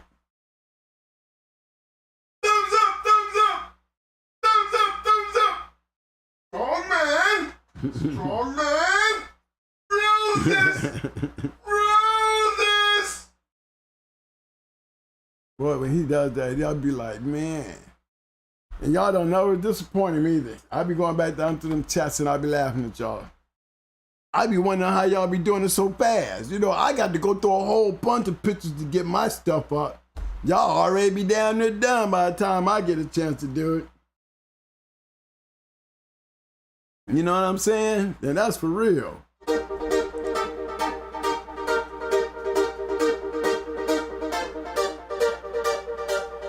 Yeah, y'all, but hey, Mr. Hill, one thing about Coach Blue, he never said he did. Am I right? He never claimed to be. The only reason Dougie brought him on the show like that because y'all liked him. And he would do whatever it takes for y'all to be on the show. You know, he gonna do anything it takes for you people to coexist. So, you know, but on top of that, he was definitely a guy that knew the secret long before he ever jumped out there like that. So he knew the story. So then don't be so quick to cut him down on something that once he realized wasn't right and saw for himself, he answered to that, and I don't blame him. I did too. I knew the secret from the beginning again, man. Remember, I'm the one with the receipt. I was the one, and everybody knew who that receipt holder was. He just didn't know who I was, you know. You see what happened once we really got involved, all that shit got shut down. So roses, these right here, I got mine for you. Y'all got y'all for me. Let's get that in that corner, guys. Today is not a work day, Jimney. Today is a weekday. As of tonight, heading into tomorrow. We can take this rest of these conversations, fellas, and we can really talk some real shit out there in the parking lot before we go home tonight. Now, we all want to get deep and get into some real combo. Let's do that, man. Let's get on out there and we can open up. You know, sometimes it just comes down to us to be able to talk and really talk the way you want to talk and be vocal and don't be looking for the attacks, okay? But if we're doing it in a manner where, you know, we all in this together, then there shouldn't be no fight and argument, you know what I'm saying? I can sit here and talk to you like this and be bumped to a beat and be appreciating everything you say to me. Because I know it's the right thing. Because you ain't here to do me no harm, nor am I here to do you no harm. So you have an opinion, I have an opinion. We might not be able to agree upon it, but when it comes down to look, when it comes down together getting things done, if I call on you to scratch, can I count on you? You know what I mean? My thing right now is when you call for me to scratch, your money good. I'm here to tell you that. And I'm not giving nobody no reason to believe your money is not good on my scratches. Because I'm still in there. I ain't been in here 90 days yet, and I'm still scratching. Going hard ain't been in here 90 days yet, we still scratching. We came in here fast runners. Fast lane, fast runners. You know what I'm saying? We good people. Down. And it took y'all to put us there. We ain't no gods, we ain't no big old time guys, we ain't no celebrities. The only ones that made us what we are right now is you guys. So the salute don't come to me, the salute comes to y'all. As long as we can understand that about each other, we'll keep on coming and make this thing happen. You know what I'm saying? That's right. All that. So when my people go back in there, they be like going through y'all chats. They be going through them chats, they be knocking y'all chats, y'all. They love that chat room of ours. Don't nobody give out more love than the Twins chat room. That's all they talk about. They talk about our chat room. Yeah, we salute people. We give people love in them other chat rooms, but don't nobody put the love out like the Twins chat room. That's why people liking that. It's because of the chat room. So stand up and salute for yourself. I salute all y'all. Let's get the scratch off, man. As we come down to the end of the day, being the dog men that we are. I slide through there, let me slide. We got to hold together to be together. You know what's up. We got to play together to stay together. Y'all see And that? the only way we do that shit, we got to keep it real in what we do. And we know the most important thing. We know the most important thing that we got to do. You know what we gotta do. You don't know what we gotta do. Change the game, make the rules. And that means we always scratch to win. Yes! Number one, fellas. Y'all number one. Love it, man. Muscles. Look how little I'm getting. I'm getting smaller and smaller. I'm gonna shrink up to be nothing, you know? There's nothing left. Hey, you know what I'm saying? I wanna come somewhere and have some drinks. I wanna come to your town and have some drinks. Let me see. There you go, look at that.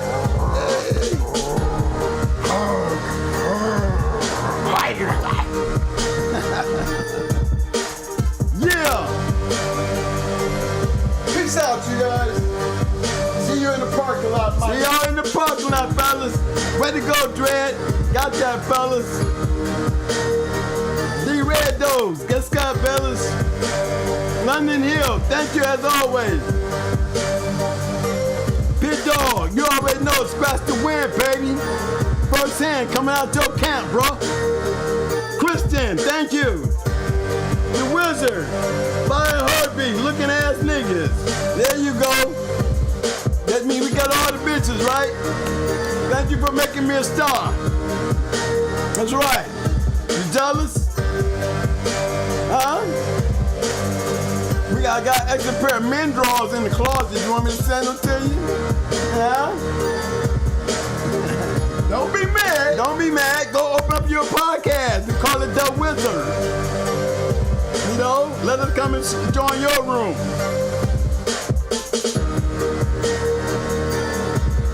Yeah.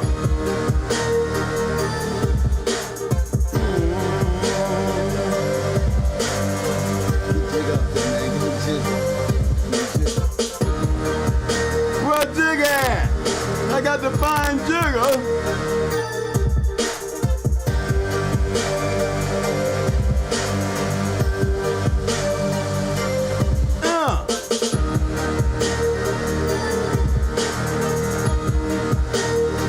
The Wizard, you ain't enough man to sit there and let me start getting into your ass. You understand, bro? My brother said he calling me off of you, but boy, you just don't understand, son. You will never come back to my room if I was to really let go on you.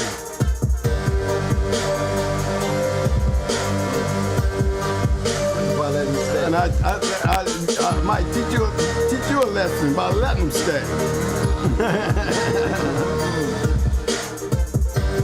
Put the room to deal with it. He was one click away. I'm not. Let him stick around for his play.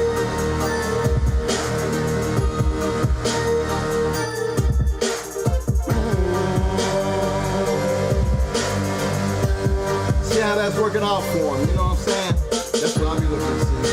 See how it work out for him.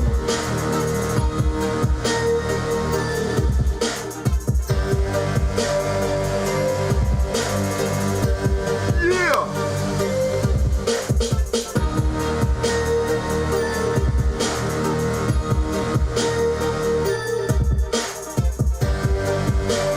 You got Jigga say something? That's what I'm looking for.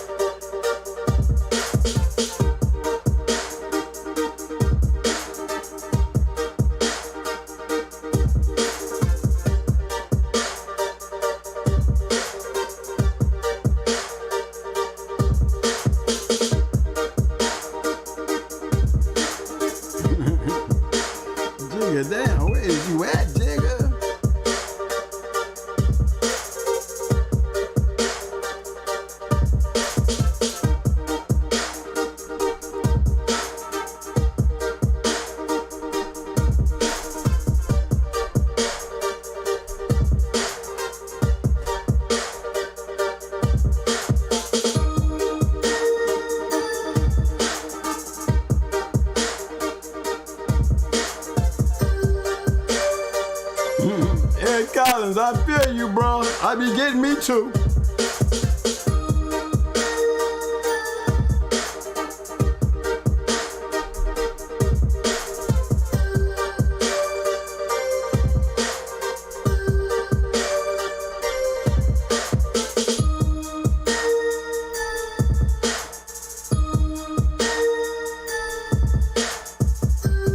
Trying to find my man Jigger.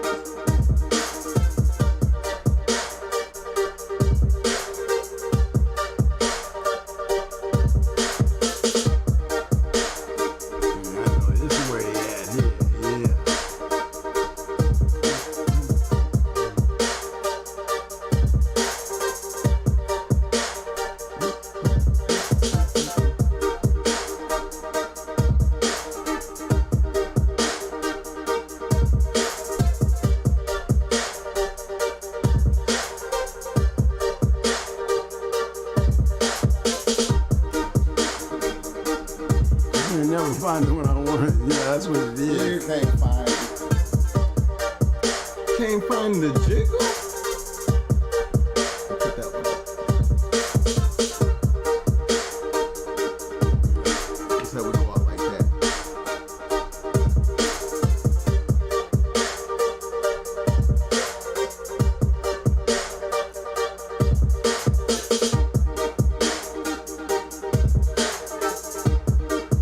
The Great Apollo.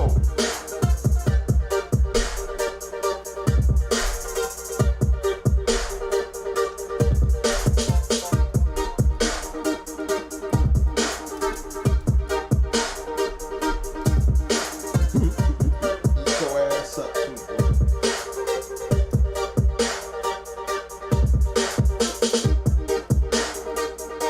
$1983, fellas.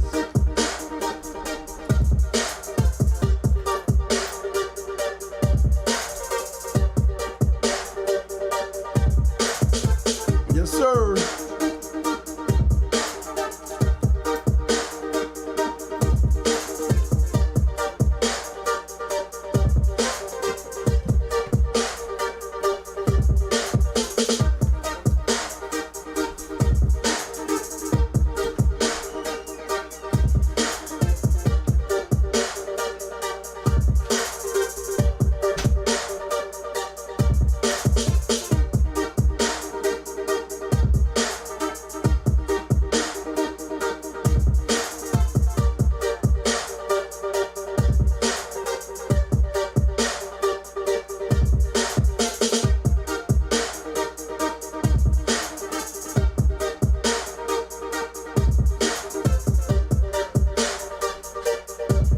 Hey dog, I just wanted to throw that up there, man.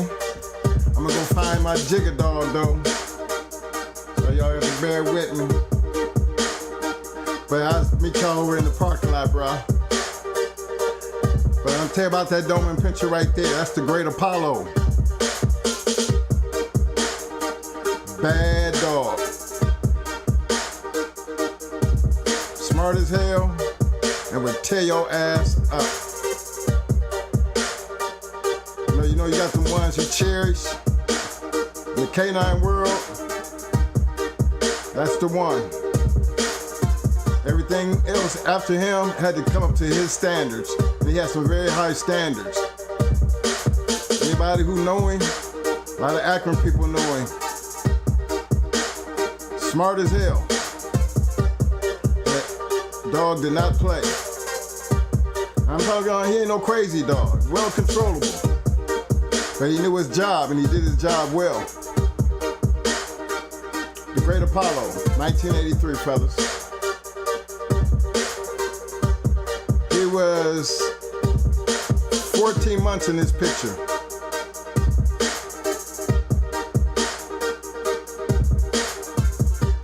When we bred him, he had every color that a damn Doberman could have. We had red, blue, and fawn, and black in his first litter. Yeah, we kept them all, we trained them all. That's like our Divo dog. That was that number one Doberman pinscher that threw everything. Right out of Kinston, North Carolina. Come from a good stock of Doberman pinschers too. He wasn't no bullshit. Just thought I'd throw that out there. You know when we don't fuck with nothing but the best. We don't fuck with nothing but the best, baby. Hey man, you gonna get over here and find my Jigger picture, man. I'll find you put somewhere I can find it from now on.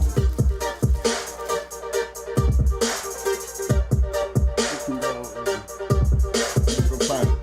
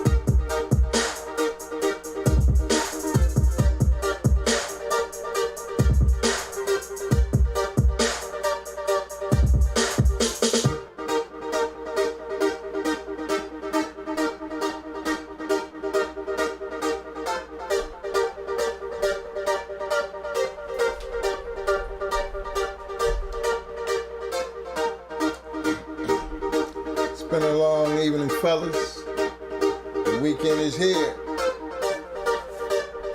Time to shut it down. It's time to go home. Hope to see you guys Tuesday. Till then.